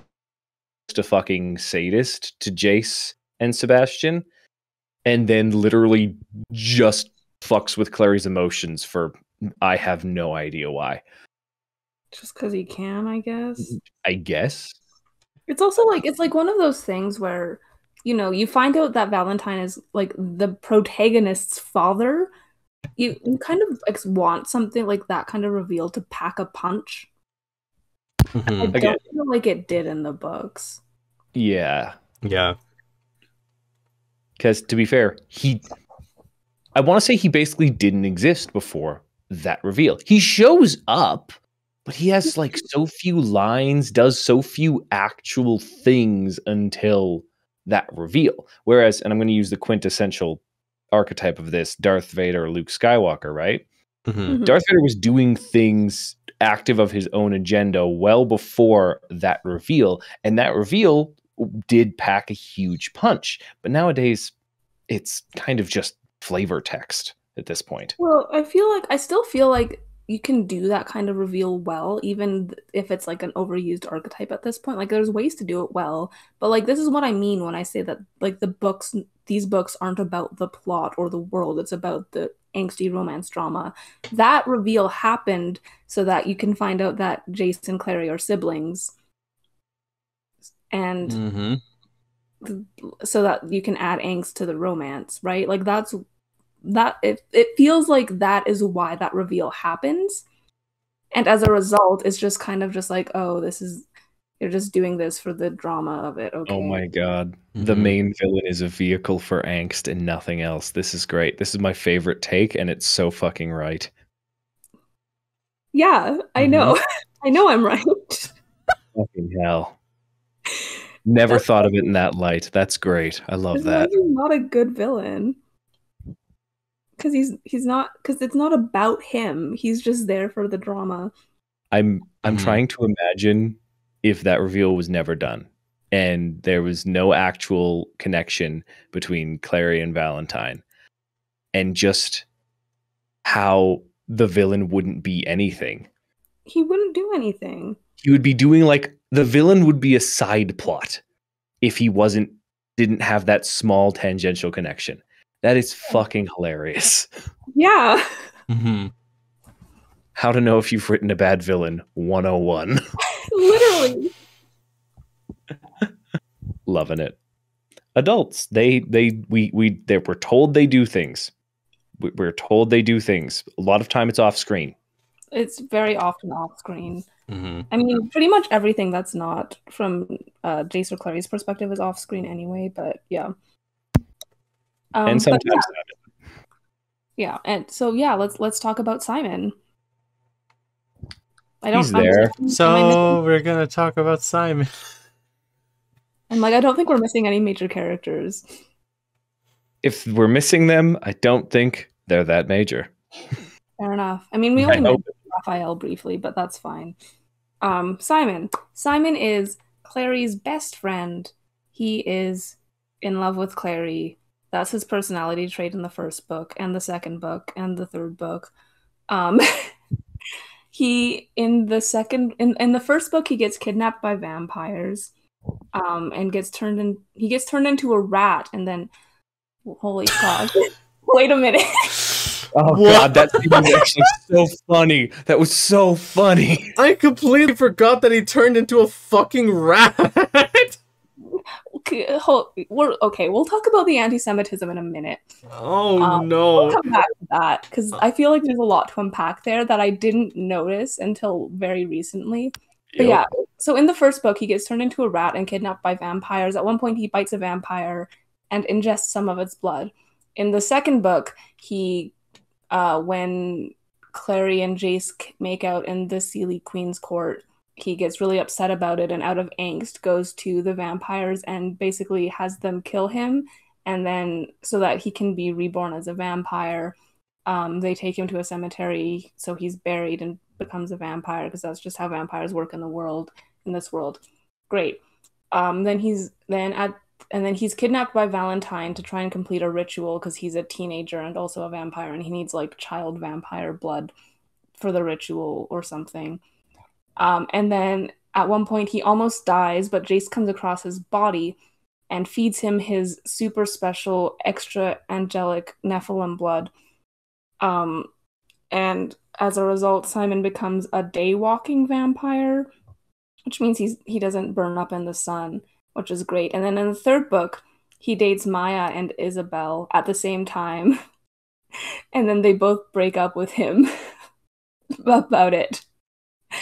And then I don't remember what he does for like the next two books, but then in like the third book of the second trilogy, I remember there's like a point where they need to like for some reason take away someone's memories and immortality or something for plot reasons to like escape the demon realm that they're in. So Simon volunteers to do that, and then he becomes a human again, but he doesn't have any memories of the Shadowhunters or anything. But then they find him and reintroduce him to that world, and then they send him to the Shadowhunter Academy. And this happens in like the sequel book. That's not part of the actual main series, but I'm counting it as part of the Mortal Instruments because it's basically part of it. And this is the Tales from the Shadowhunter Academy, where Simon goes to the Shadowhunter Academy and undergoes training to become a Shadowhunter, and then at the end of it, drinks from the Mortal Cup and becomes a Shadowhunter, and takes on the name Simon Lovelace, I think. If I remember correctly. I think so. Yes, because he names himself after his friend who was a Lovelace who died when he went through the Ascension ceremony. So, nice sentiment. Weird name. Simon does probably the most of any of the kids. He actually does, yeah. He does like a surprisingly. He does. I just remembered all of that off the top of my head. I was just like, wow, he does a lot, actually. It's because it's a lot, and he is so emotional through it all. Like, constantly. There is never a point where I think he's actually happy. This poor kid goes through so much. So many changes. And again, in such, truthfully, a short amount of time. He gets fucked up left, right, and center. And to be honest, initial reading when I was 12, I was like, oh no, poor Simon. He loves her and can't yada yada, childhood crush. The moment I hit the second book, I was really fucking done with Simon. You fucking incel, stop it. Gotta say, I know the rat scenes are problematic. I still enjoyed them, especially at 12 when I had no idea what the connotation was. Thought they were fucking hilarious. Yeah, but no, can we talk about, because this is the other character that is like, I guess, diverse in the books. Simon is a Jewish character. The fact that he gets turned into a rat and then becomes a vampire and then ascends to becoming a Nephilim has some very interesting, yeah, I don't even know how to say it. I'm just like, yikes. There's some, again, we're using Christian mythos here, so there's some weird religious connotations all throughout, kind of to be expected, but the fact that, like, some of the Nephilim are almost atheist, like, don't really care about God, even though they're literally angel blood mix, was interesting. But then we've got these two 15-year-olds that are way too horny, and then we've got this Jewish vampire, which she goes out of the way to tell you multiple times about the Jewish symbology hurting Simon. But at the same time, we never actually see much of Simon's Jewish heritage in Simon. Yeah, no. And then, like, yeah, again, like, it's like you can say like it's very like the imagery is very Christian. Like there is overlap between like Jewish and Christian like mythology and stuff, but like it's very obviously focused on like the Christian side of it. And like the Nephilim thing, and I mean the fact that JC, as we already talked about, like it kind of heavily implies that Simon is like converted, right? Yeah, it really does. But like I'm not reading too much into that, right? No, I don't think you are. Especially again, it's kind of like he goes through his dark point of being a vampire and all this bad stuff happens, and then the Shadowhunter culture comes and saves him. Like it's super heavily implied. I don't know if it was intentional. Truthfully, I don't think it was. It would almost be too nuanced to be intentional. I would be surprised if she put that much thought into her books, I'll be honest. But interestingly enough, when we're talking about religious overlap of Abrahamic religions, Nephilim are actually a Jewish monster, if I'm remembering correctly. Yeah, from like an apocryphal text, aren't they? Yes. The and book of, what's it called? Enoch?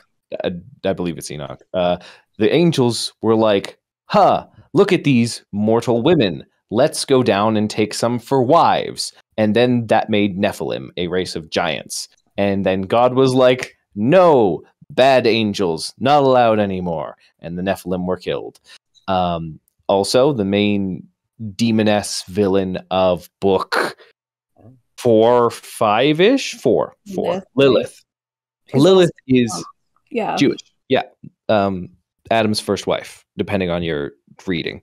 I love Lilith in almost every incarnation. And again, I love the description of her in 3 and 4. But like, yeah, weird Jewish overlaps. Simon's a strange character.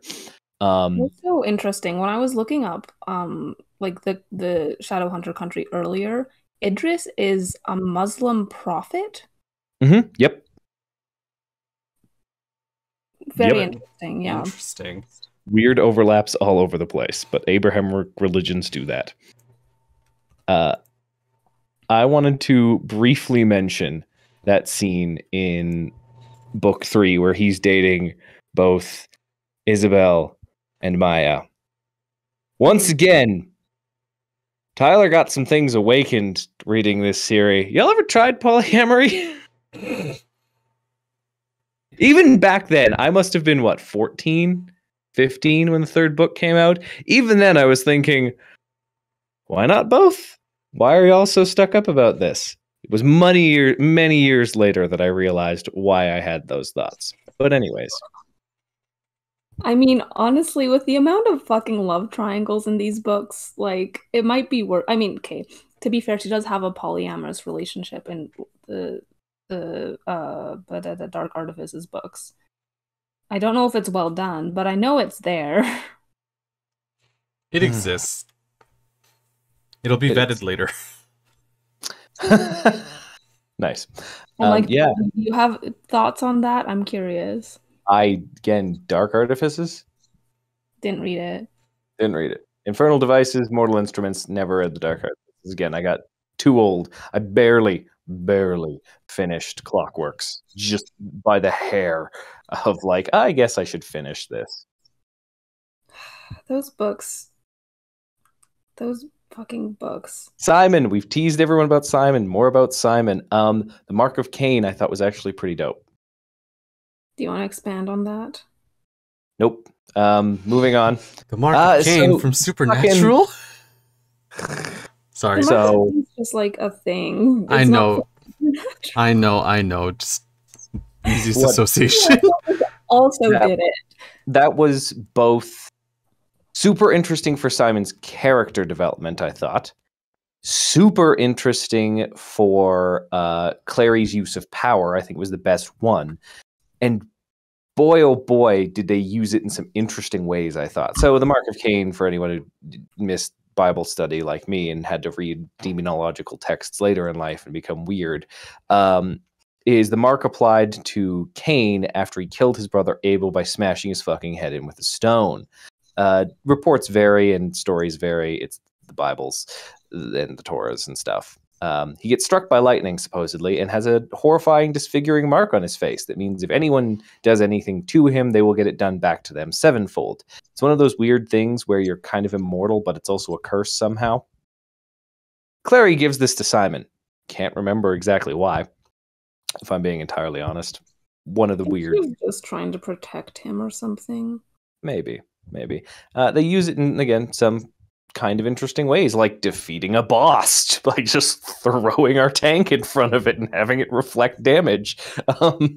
Weird things like that. And then later it's removed. Because it's too OP, yeah. Yeah, I guess. And then Simon gets everything removed, and then he becomes a Shadowhunter. Because, Shadowhunters are the superior race, and we learned nothing from fighting Valentine. Yeah, talk about Valentine's logic there, hey? Man, reflecting on these books in hindsight really is an experience, isn't it? Yep. It's a time. To be fair, I think Simon was kind of the only part I even enjoyed in book 3. And that's weird to say, but he kind of stopped giving a shit. Book 3, Simon? The point where he was least mopey was book 3. I think he finally saw through Clary's bullshit a little bit. Yeah, exactly. And that was like the best character change for him.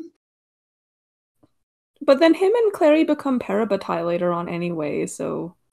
See, that does kind of make sense. They were childhood friends. They finally gotten over their fucking bullshit. And yeah, that one is an okay character development in my opinion. Okay.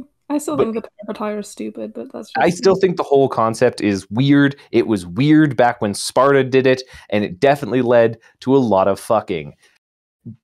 Realize what happens when this sort of thing occurs. You can't have two people share emotions in that much time together, I guess. Yeah. Pairing the spares, though, he ends up with Isabelle, right? He does end up with Isabelle, which, like, the fact that, like, he cheated on her and then she got mad about it, but then, like, was still in love with her and then they got back together. I just, like... Don't you know the key rule of love triangle YA? You gotta pair them spares. I don't even know what to say after hearing that. Fair, though. She was just like I guess, whatever. Ah! What do you even say to Yeah, what do you even say to that? That's so fucked. I feel like no. I remember reading this part in the book. Like when Simon gets like his memories erased and Isabelle's like heartbroken about it.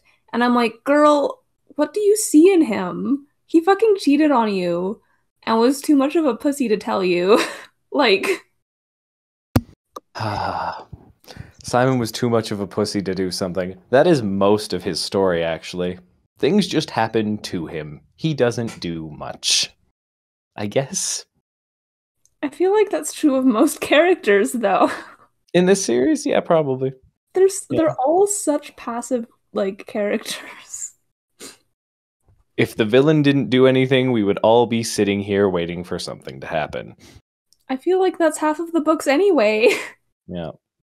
You're literally just sitting going like, okay, I'm sick of everything that's happening right now. When is Valentine or Sebastian gonna do something interesting? Because if they don't do anything, then nothing's gonna happen, and the whole book's just gonna be Clary and Jace angsting over their relationship. That is the plot of those books. It's just Clary and Jace angsting over their relationships. Yeah, because that's what's driving everyone, and like that's what's motivating everybody to read these books. Yeah, I mean, but it kind of was. That's the problem. But like, Kind of. yeah, no. Overall, I would say like that's why I dislike these books so much. Is like they have potential. They have a very interesting world and like some very interesting concepts, but that instead of doing anything with them, she just focuses on the angsty romance drama. So, I think we've worn through at the very least the first 3 of the Mortal Instruments pretty handily. Actually, can we talk about Max for a second? I want to talk about Max for a second. All right. Max? If you wanna, yep. So Max is Isabelle and Alec's younger brother. I'm trying to remember how old he is when he's introduced. He's 9. He's 9 years old. He's not in the first book. He's introduced in the second book. At some point, I think it's in the third book. I might be wrong. Is it the third book, Tyler? I think it's the third book. Either the end of the second or like early in the third. Well, because it's Jonathan that kills him, but I don't think he was in the second book, so it must have been in the third book. No, like, yeah, it must have been the third. At one point in the third book, so like he's introduced as, cute little brother, everyone loves him, and then she just like kills him off so that everyone is sad. Like, yeah, Sebastian kills him. Just cuz, I guess. And this is one of the things that also, I mean, there's so many things that bother me about these books, but like one of the things that really bothers me about these books is the fact that Cassandra Clare will introduce a new character, often a child, and get you to like really care about this character for like the short period of time that they're in here by being like, oh, all the characters love this kid because it's their little brother or their little sister, and then like at the end of a book when she needs drama to happen, she'll just kill the kid off just for like the emotional heart wrench of it, and I really hate this as a writing choice. It feels really manipulative. Like it feels like the sadness of having this character die isn't really earned. It just feels like a cheap, easy way to get emotions out of your readers. Yeah, it's weird to say, but Max's death kind of felt like page filler. Yeah, which it shouldn't. Like the really death of a 9-year-old boy should not feel like page filler. Like that should be emotional. Yeah, that's a lot. A cheap way, like I said, a cheap way to get emotions out of your reader. And this isn't even the only time she does like this. Like this happens in other books too. Anyway, that's all I wanted to say about that. We can talk about the second trilogy, which was released like quite a ways after. No, actually, I guess it wasn't. Yeah, so it was released 2 years after the third book, I guess. Sorry, lost track. So, City of Glass came out in 2007. City of Ashes came out in 2008. City of Glass came out in 2009. Then City of Fallen Angels came out in 2011 because 2010 was when Clockwork Angel came out. Right? Yeah, I think so. I'm assuming you're looking at the Wikipedia article. I am not. Yeah. I really hate stretching a series thin. I really hate not knowing when to stop and stopping when you've done what you need to do. Because, oh boy, was that later trilogy an annoying fucking slog. I didn't enjoy basically a single moment of it except like Lilith. And that's only because I like demons and shit. I read these when I was a fair bit older, not even just like when they came out. I was a couple years past that even. And it was... stuff happens so much off screen. You've built so many characters now. You're trying to solve all these old issues, but you're also rehashing so many of the same issues. It felt like a bit of a cash grab. Oh, it absolutely was. Mm-hmm. Yeah, I didn't like any of it. I will say, the one thing that I want to talk about in the City of Heavenly Fire is my favorite scene in the entire series. Oh wait, hold on. Have you told you've shared this before, haven't you? Hmm? This is the sex scene. Oh no. Yeah, I know. Yeah, you shared this before. Oh god. It's so funny. It's so funny. Okay. Imagine this. You are Jace Herondale, sexy, attractive Shadowhunter. Your brother's boyfriend has been kidnapped by his demon father and taken to the demon realm. You and your brother and your sister's boyfriend and your girlfriend decide to go to the demon realm together to get your brother's boyfriend back.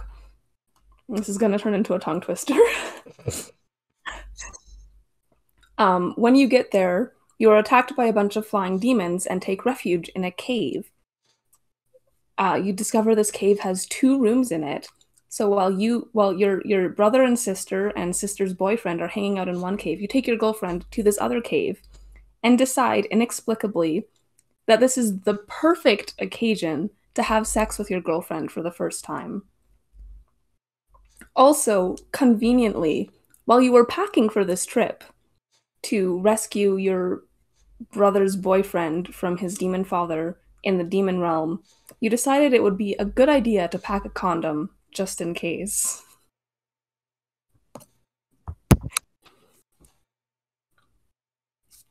What not to do when writing a sex scene.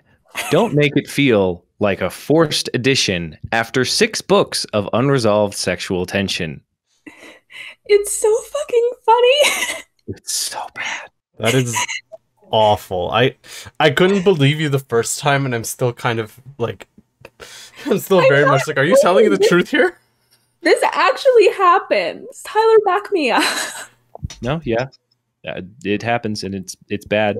Like I said, these last 3 books, it's like, I was so fine with ending book 3. They're finally together. I don't need any more of them. I've just put up with 3 books of angstiness and unresolved sexual tension. I've put up with this for 3 books, okay? Then you give me 3 more where the sex scene, the payoff, supposedly, after 6 books of this shit, is terrible. Isn't it also a fade to black? Horrible. Are you serious? The setup is bad. The timing is way off pacing-wise. It is not emotionally satisfactory at all. And I enjoy having sex between my characters in any series, except ones that are, again, young adult. Yeah. It was problems. I hated the last 3 books. They're not good. They're really not. They also introduce Emma Carstairs, who I fucking hate. She's the main character of the Dark Artifices books. I hate her. I hate her. I hate her love interest. I hate everything about those books.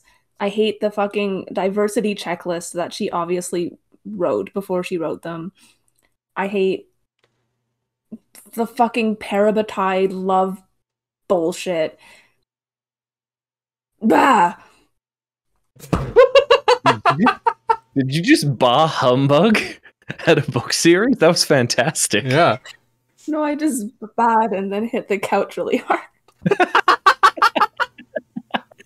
They're bad. Don't read them. And then also, again, I haven't actually read the 3rd book in the trilogy, but like the 2nd book in the trilogy does the same thing as like with Max, where like you spend the whole 2nd book with this one character that was irrelevant in the 1st book, only for her to be like murdered brutally at the end of the 2nd book. And then the book ends on a cliffhanger, so you have to buy the 3rd one to find out what happens. Cash grab, cash grab. Also, I know we're not talking about the Dark Artifices, but like I mentioned the diversity checklist. There's a diversity checklist that she has. I'm not joking. It's like character of color, check. Character that's not stick thin, check. Trans character, check. Polyamorous characters, check. Like, and they're all badly done. but like they're there. So, autistic character, check. We can't forget that one.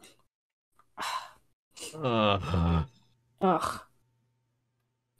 Gotta love trying to make them big bucks, hey? Anyways. When you try to include... What's that one quote where it's like, when you try to satisfy everyone, you satisfy no one or something? Just like, instead of having a diversity checklist, why don't you just like write good characters? You could say that to a lot of media nowadays. Yeah, you can. It's a problem. Yep. Pandering is a weird one. Anyways. Overwatch. Yeah, Overwatch. So... God, sorry, I just looked at the page number for City of Heavenly Fire. 725 pages. They're big books. Why? What happens in these books that's worth that amount of pages? Angst. Sexual tension. More angst. So. Mortal Instruments, we've touched a bit on the lords and ladies and stuff. Do we want to touch on Clockworks at all? Host? Oh, that's me. I was like, Alex, I don't know if you've been paying attention, but I've been quiet for pretty much all of this. No, I wasn't sure what you were referring to. Yeah, we can touch on them briefly. Yeah, the Infernal Devices. There's 3 of them. You've been referring to them as the Clockwork books. I like to refer to them as the Queer Bait series. Ooh. Yup. But they follow Tessa Gray and her love triangle with Jem Carstairs and my least favorite character of all time, Will Herondale. Literally of all time. I was like thinking about it earlier and I'm like, genuinely, I do think he's my least favorite character, like, of all time. Like, it's an understandable reason for him to be awful, I guess. I don't think it excuses his behavior personally, but it does explain it. But I feel like he should have had to work for their forgiveness because he was awful to like these people that gave up a lot for him and took him in and protected him even though they had no reason to do it. And it just pisses me off so much that everyone just like kind of is like, oh, it's fine, we understand it, just kind of brushes it aside and is like, we love you now. And I just, everything about this character fucking pisses me off. And that's even without going into the queer baiting aspect of his character. Yes, you can all go check out the queer baiting episode for that. But like, I think to provide some commentary, oh my god, like having characters be detestable jackasses for like selfish reasons, but for reasons like, oh, I don't want you to get close because I might hurt you or something. I don't buy it. Just go to fucking therapy. Thank you. Exactly. Yeah. So take that as you will. Yeah. So like, again, Clockwork came out later. I was older. I still enjoyed Clockwork more than the latter 3. I thought Clockwork was a good expansion to the series if it needed one, as opposed to, you know, the spreading thin of the original concepts and characters that was the latter trilogy. Yeah. I thought Clockwork was at very least, let's go back in time. Let's look at some other Shadowhunters in a different period and see what happened to them. And I thought that was all right. I fucking Will Herondale. There's one scene that I just absolutely adore because Simon bites a vampire as a rat and gets a bit of blood in his mouth. And that's the issue that ends up having him turned into a vampire. Will Herondale bites a vampire to get him to let go. And when he says later, when asked why he did this, he's like, they never expect it. While doing shots of holy water to try and flush it out of his system. I thought that was fantastic. That was like the only redeeming scene. That's Counterpoint. I hate him. Because like that was good in my opinion. That's actually like pretty Tessa. funny. I like Tessa a lot more than Clary. Tessa's way better than Clary. I feel like she actually has a personality. Yep. I can actually name an interest of hers, which is reading, which very basic YA protagonist interest in a book. But it's like, wow, she has an interest. She has like a personality. I hate Will, but like when they like chat, when he's not just calling her a prostitute, they have some good dynamics sometimes. Like I also enjoyed her power and the usage of it because she starts out with it. Yeah. She's also interesting because she's not like she is a Shadowhunter, but she's also like a warlock. So it's very interesting to like get the perspective of someone who's not a Shadowhunter living in like not fully a Shadowhunter living in the Shadowhunter world, right? Yep. Like I said, I did like Clockwork for quite a few reasons. There was a bit too much demon in my opinion, and this is also my critique partially of the last three of the Mortal Instruments. It's like we have to up the stakes somehow. Let's go to the demon realm. We have to up the stakes somehow. This guy is addicted to a demon drug. This guy's got a demon curse. Like, it's meh. Actually, since you brought it up, I do want to talk about Gem, especially in like relation to the race stuff that we mentioned earlier. So Gem, aka James, is the one of the love interests in this book. He is very specifically, I think, one of his parents is Chinese and the other is English. Yeah, his father is British and his mother is Chinese. They are, both of his parents, I believe, are killed. Yeah, killed by a greater demon and poisoned him with a demon poison, which he ends up addicted to. Also, interestingly, makes his skin and hair very pale. Which is really great when you have a character of color and you're just making them white. Whitewashing. No, I thought of something stupid. Say it. You guys know the Sleep Country jingle? No, that's what I'm singing. Oh, are you really? Okay. That's what I'm referencing, yes. Yeah. Again, interesting that he's a character of color who has a white parent and then is heavily whitewashed, and then he doesn't die, but he like goes through a lot of like torture. Oh my god, yeah. And then is turned into a silent brother, which involves like having your mouth and eyes sewn shut or something like that. Yep. Lives like that for like a good 300 years or something before he I don't know if it's 300 years. It's 100 and some. It's 100 and some. Victorian era, right? Whenever that is. 1800s, late 1800s, and then in 2010, I don't know when he gets. Okay, he's 151 according to the wiki as of 2012. So still lives that way for like 100 plus years. Just like, I'm just pointing out a pattern that I think is kind of concerning. Yeah.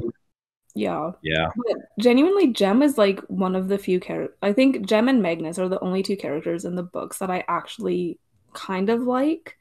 I enjoyed Gem, yeah. He's such a he's so sweet. He's like one of the few characters in the books that's like actually nice. Mm-hmm. He's like a little too nice sometimes, but like, and then again, there's the queer bait. It's just because I hate Will and he's nice to Will. That's why I say that. But like, we can't talk about Gem and Will without talking about the queer baiting because it's so heavy. It is. It's so fucking heavy. It is because again, like, sorry, again, my initial reading of this was Jem is obviously the new Alec, and Will is obviously the new Jace. Except this time, they're both going for Tessa/Clary. Yeah. And like, there were so many scenes where they are like, I'm remembering something about both being shirtless and hugging and like lounging together and their banter and stuff like that. If I remember correctly, initial reading, I was really rooting for the two of them to get together and say, fuck you, Tessa. Yeah, no, I was too, and I hate Will. So, like, that should tell you something. But, like, the thing is, even their setup is so queerbaity. Like, because you have Will. Will is mean to everyone. Will is awful to everyone. He has backstory reasons for them. They're stupid, but they're there. He's not mean to Jem. Like, so you have this situation where this guy's a dick to literally everyone except this one person who he's nice to. Like, how is that not, like, a setup for, like, a romance? And again, I cannot find the source for this, but I remember reading somewhere that Cassandra Clare said that, like, BBC Sherlock's, like, John Locke queerbaiting was, like, an inspiration for Oh this. my god, yeah, I remember when you told me about that. I'm like, dude, why? Like, again, I can't find the source, but I remember reading that. So, you know, I don't know. Those books are interesting. I didn't, just to touch on the ending, actually didn't mind it. Personally, thought it was a weird, interesting mix, best of both worlds deal. With, you know, Tessa being basically fucking immortal. Yeah, and I mean, it pays off. I found it, like, weird. It's like, it's one of those things where, like, I kind of see where it's going. But I've also, like, seen that in other books before, and it feels kind of like one of those, like, you don't want to commit to the love triangle thing. If that makes sense. Like, it feels like it's a cop-out, basically. It feels like a cop-out. It feels like, well, she doesn't have to choose because she gets both, but not in a polyamorous way. Yeah. I didn't mind it, again, as much as how annoying Simon, Jace, and Clary all got, because Tessa does kind of make a decision. Yes, the decision, it changes, but she makes a decision. Her and Jem get engaged, and then it only doesn't go anywhere because he dies. Except he doesn't die. But yeah, like, dies in quotation marks. Dies is in quotation marks. He doesn't actually die. It's just they think he dies for a minute. Anyways, so I just did want to touch on Clockwork because I did enjoy Clockwork. I thought it was, again, an interesting expansion onto the world. I have not touched the Nobles, the one there yet, and I don't know if I want to ever in my life. I'm currently reading some very highbrow literature. I think I'm good. I think I'm good with letting this whole world build die in my brain after this. Yeah, did you know that they were inspired by Edgar Allan Poe poetry? There are some points in the Mortal Instruments that are goth as shit. The City of Bones, goth as fuck. Then there's the rest of it, which is just emo whininess, and I'm done. Yeah, no, it follows Emma Carstairs and her parabatai, Julian Blackthorn. But they're in love with each other. Excuse me. And so the plot is about them having to deal with the fact that they can't be parabatai and also boyfriend and girlfriend.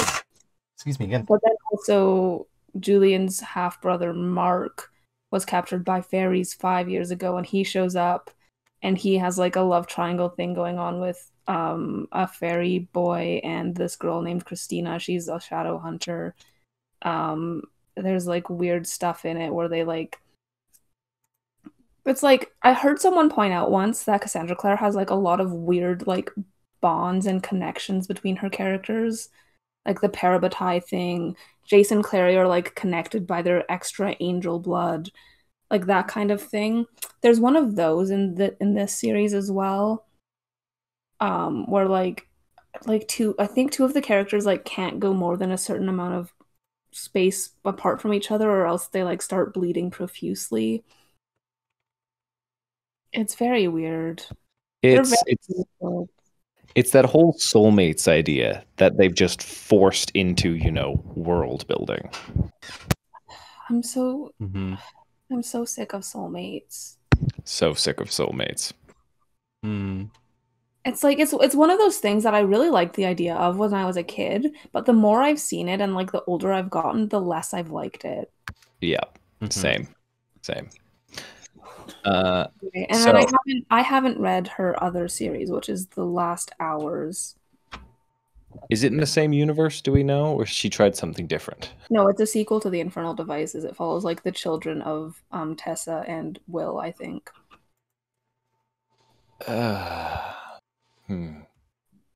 What's it like to have an immortal mother? Yeah, that's going to be some drama. Got it. And then her next series that's not out yet, The Wicked Powers, is a sequel to the Dark Artifices, and the Dark Artifices is already a sequel to the Mortal Instruments. Like, please stop stretching your shit so thin. Yeah, just let your characters be happy for one thing, but then also just stop expanding on the narrative. And then and then there's the Eldest Curses trilogy, which is Magnus and Alec focused. And then there's, what else is there? The Bane Chronicles. There's a Shadowhunter Academy. Ghosts of the Shadow Market, whatever that is. I haven't even heard of some of these yet. Anyway, there's too much at this point. I am all for continuing on a concept that you like to write in, that makes you money, etc. Great. Let's support authors and stuff like that. At some point, you should definitely try something different. And expansions of concept can only go too far before you dilute the source material. Yeah. Personally, give me some Shadowhunters in revolutionary France. I think that'd be fucked up and kind of cool, but please make it an adult series. The initial concept of like Shadowhunters itself could be just so interesting by just taking it and then giving it in the hands of someone else. I feel like that there are a lot of like talented writers out there who are able to take the like concepts behind Shadowhunters and just kind of make this really engaging narrative without everything being so stupid. Just like focus on the interesting stuff. Stop focusing on the stupid love romance stuff. Because like, okay, actually, since we're talking about like, continuing on a series, I want to compare it to like the Grisha books for a second. Because she's done something similar where like she has like the main trilogy and then like a duology that like takes place in the same world, both different characters, and then another duology that's a follow-up to the first trilogy. And then presumably we're getting more books following that as well. However, she's also released other books on the side that are not part of that universe. And like the books that do continue on in the Grishaverse, I feel like really add like new stuff to the world. And like they focus on like things that weren't quite covered, or explore something that wasn't quite covered in the original trilogy, that kind of stuff. I don't feel like that's the case with the Shadowhunter books. Like I feel like she's just rehashing the same stuff over and over again and trying to make them edgier and darker as she goes. I think it's especially like how do I say this? It's also very like this is a very interesting stretch that I'm about to go on, but just it's very Skywalker-esque when it comes to the Mortal Instruments series, or like the Shadowhunter series as a whole, because you have like the Herondale family, you have no, literally you have lineages basically. All the characters are from like the same like 5 families. Yeah. And the reason why I compare it is because like there's more to this world, obviously, that has just a whole bunch of more intrigue to it. Like, stop focusing on these same people. Like, that's literally a joke about, like, the Dark Artifices series. Because, like, the main character is Emma Carstairs, and one of the main characters in the Infernal Devices is James Carstairs. And so when Emma's entire family is killed, but then it turns out that Jem is still alive because he's been a silent brother for the past 100 years. They like meet and they're like, "Oh, we're the last Carstairs." It's so weird. But like she literally just uses the same family names over and over and over again. Like, why? You have so many characters. Why are you focusing on like the same like 3 families? So side tangents, if we're kind of on side tangents. Initially, I did like the lineages. I did. But again, further examination, it's cheap. It's very cheap. What I would like to see in something like this, she's got it pretty expansive now. She's covered off the London Institute, the New York Institute, Idris itself. There's an LA Institute. Got a lot of characters, got a lot of sides, got a lot of races and interesting mixes with the what's the treaty? The clave? The clave is the council. The accord, sorry. The accord, yeah. Mm-hmm. Yeah, there we go. Got some very interesting things with like the Shadowhunters is almost police of the shadow world, which is good and bad. It could lead to interesting stories.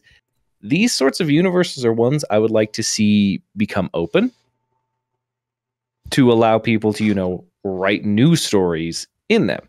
And I think that's a really good thing for a lot of series that would keep them from becoming tired and worn out. Yeah, I see what you mean. Like, imagine if we got like a series about like, I don't know, one of the Fae characters. Mm-hmm. Oh, and it like the Shadowhunters are just like background by a different author with a different perspective and a different style. Yeah, like I can see that. A lot of universes would be better off with open sources, in my opinion. It happened with Star Wars for a while, where LucasArts was handing out a lot of canon to authors. It's now all been canned by Disney, and I've screamed about this before, but I digress. Cue the clip. Cue the clip. But yeah, certain universes I think would be really good to be opened up, because she's got a lot of fans. If it was opened up, I might even try my hand at a book in this setup with my own perspectives and stuff like that, because I was so influenced it by back in the day. I would, of course, make it adult, and I would probably do it about the fucking Silent Brothers and the fucked up shit that's deep within the City of Bones, but I digress. Yeah, but see, in that, like, that's also really interesting, too, because with an open world like the world of the Shadowhunters, there's so much that you yourself can either like play into or kind of make your own, and really it would kind of just help flesh everything out a bit more. Like, to talk about Star Wars, like, everyone knows the Skywalkers, but nowadays people are focusing on the stories, like people are focusing on, like, you know, the Mandalorian, the Book of Boba Fett, like Obi-Wan. Those series plus all the other ones that Disney has expands the canon and just makes it feel more like full, I think. Because if you have a really interesting world, you can't keep focusing on the same characters forever, because eventually they either die or like basically there's nothing else for them to do. Yeah, they live out their usefulness basically. So what else is, like, if you want to continue telling their story, you don't really continue telling their specific story, you flesh out the world. And Alex, when you brought up like the Shadowhunters, or the Shadowhunter, like the Grishaverse, that's a perfect example of it, because when Alina's trilogy ended, you have the Six of Crows duology, and then when that one basically kind of came to a close, you have the King of Scars duology, which I still have not read. Read them, they're so good. Okay, I have King of Scars. I just haven't finished my reread of Crooked Kingdom yet. Anyway, with that being said, just Shadowhunters and the interesting concepts that are there about like Christian mythology and like the Shadowhunter system itself, and like the rune magic system, that's fun. Like, you as an author can't write into these things, and I'm pretty sure there's like really good fan fiction of that kind of like of these kind of interpretations out there. I would love to see those. I know I've read some, but I can't think of any off the top of my head. I don't want to. I think they'd probably be too smutty for me. Anyways. That's fair. Yeah. Yeah, just my thoughts on expanding things. This is why I like to create open worlds and universes that everyone can enjoy. I'm not a possessive person. We all know this. Hence the preaches about polyamory repeatedly on episode. But I digress. See, you've very much outgrown your Jace phase, and we can tell because have. of the fact that you're not possessive. I know, and I've become just weird now too. I'm very edgy, but I'm just weird as well. Yeah, Mortal Instruments, Infernal Devices, Dark something. They're books. They exist. But yeah, we've been going for a while, so I think we can probably start to wrap up now. Did you two want to mention anything about the series and movie that I have not partaken in at all? The movie is absolutely horrible, and I kind of love it. The movie is absolutely horrible, period. It's like, no, when I say I couldn't stop laughing watching it, like literally, it's so funny. It's so bad in like every single way. Having reread like a summary of the book, it follows the book pretty closely, which I was surprised by. But like it hits the points pretty directly. They got rid of the ratifying of Simon, which is probably for the best. They also gave Isabelle a flamethrower, which is cool. Know what, I can get behind that. Yeah, cool. Sorry, what? They gave Isabelle a flamethrower. Like for a scene, or is this her new weapon? For a scene. For a scene. No, okay, so instead of like leaving the Institute to deal with Valentine at the end, like Valentine comes to the Institute and summons a bunch of demons in it, and then Hodge opens like a portal or something at the top. I don't know what it was. It was not well explained. But then Simon and Isabelle get like a flamethrower and they go up into the tower to like, and they basically flamethrower all the demons that are in the tower so that they can try and close the thingy that like summons the demons. It was great. It was amazing. They also tried to deal with the incest stuff like ahead of time. Like there's a scene where Hodge and Valentine are talking and Hodge is like, Clary will be back because she cares about Jace. You should tell them that they're siblings because that will devastate them. Oh, so they completely just ripped that out. Okay. Which, you know what, I'm fine with.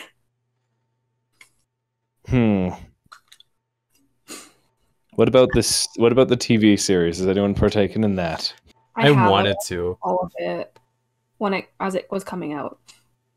I think that the TV series still has its flaws because it's based on an extremely flawed book series, but I think it handled a lot of the concepts better.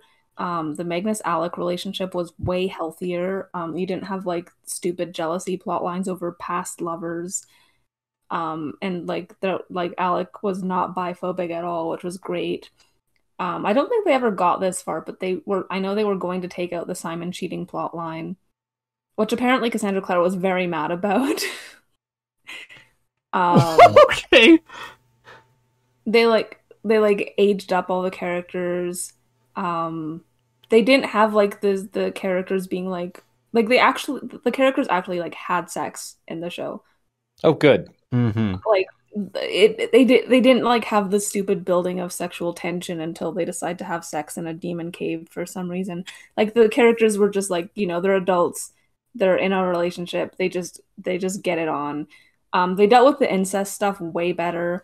Like they like shortened the amount of time, I think, when Jace and Clary thought they were related, and they didn't have like as many. I don't know if they made out at all when they thought they were siblings, but they like cut down on that for sure.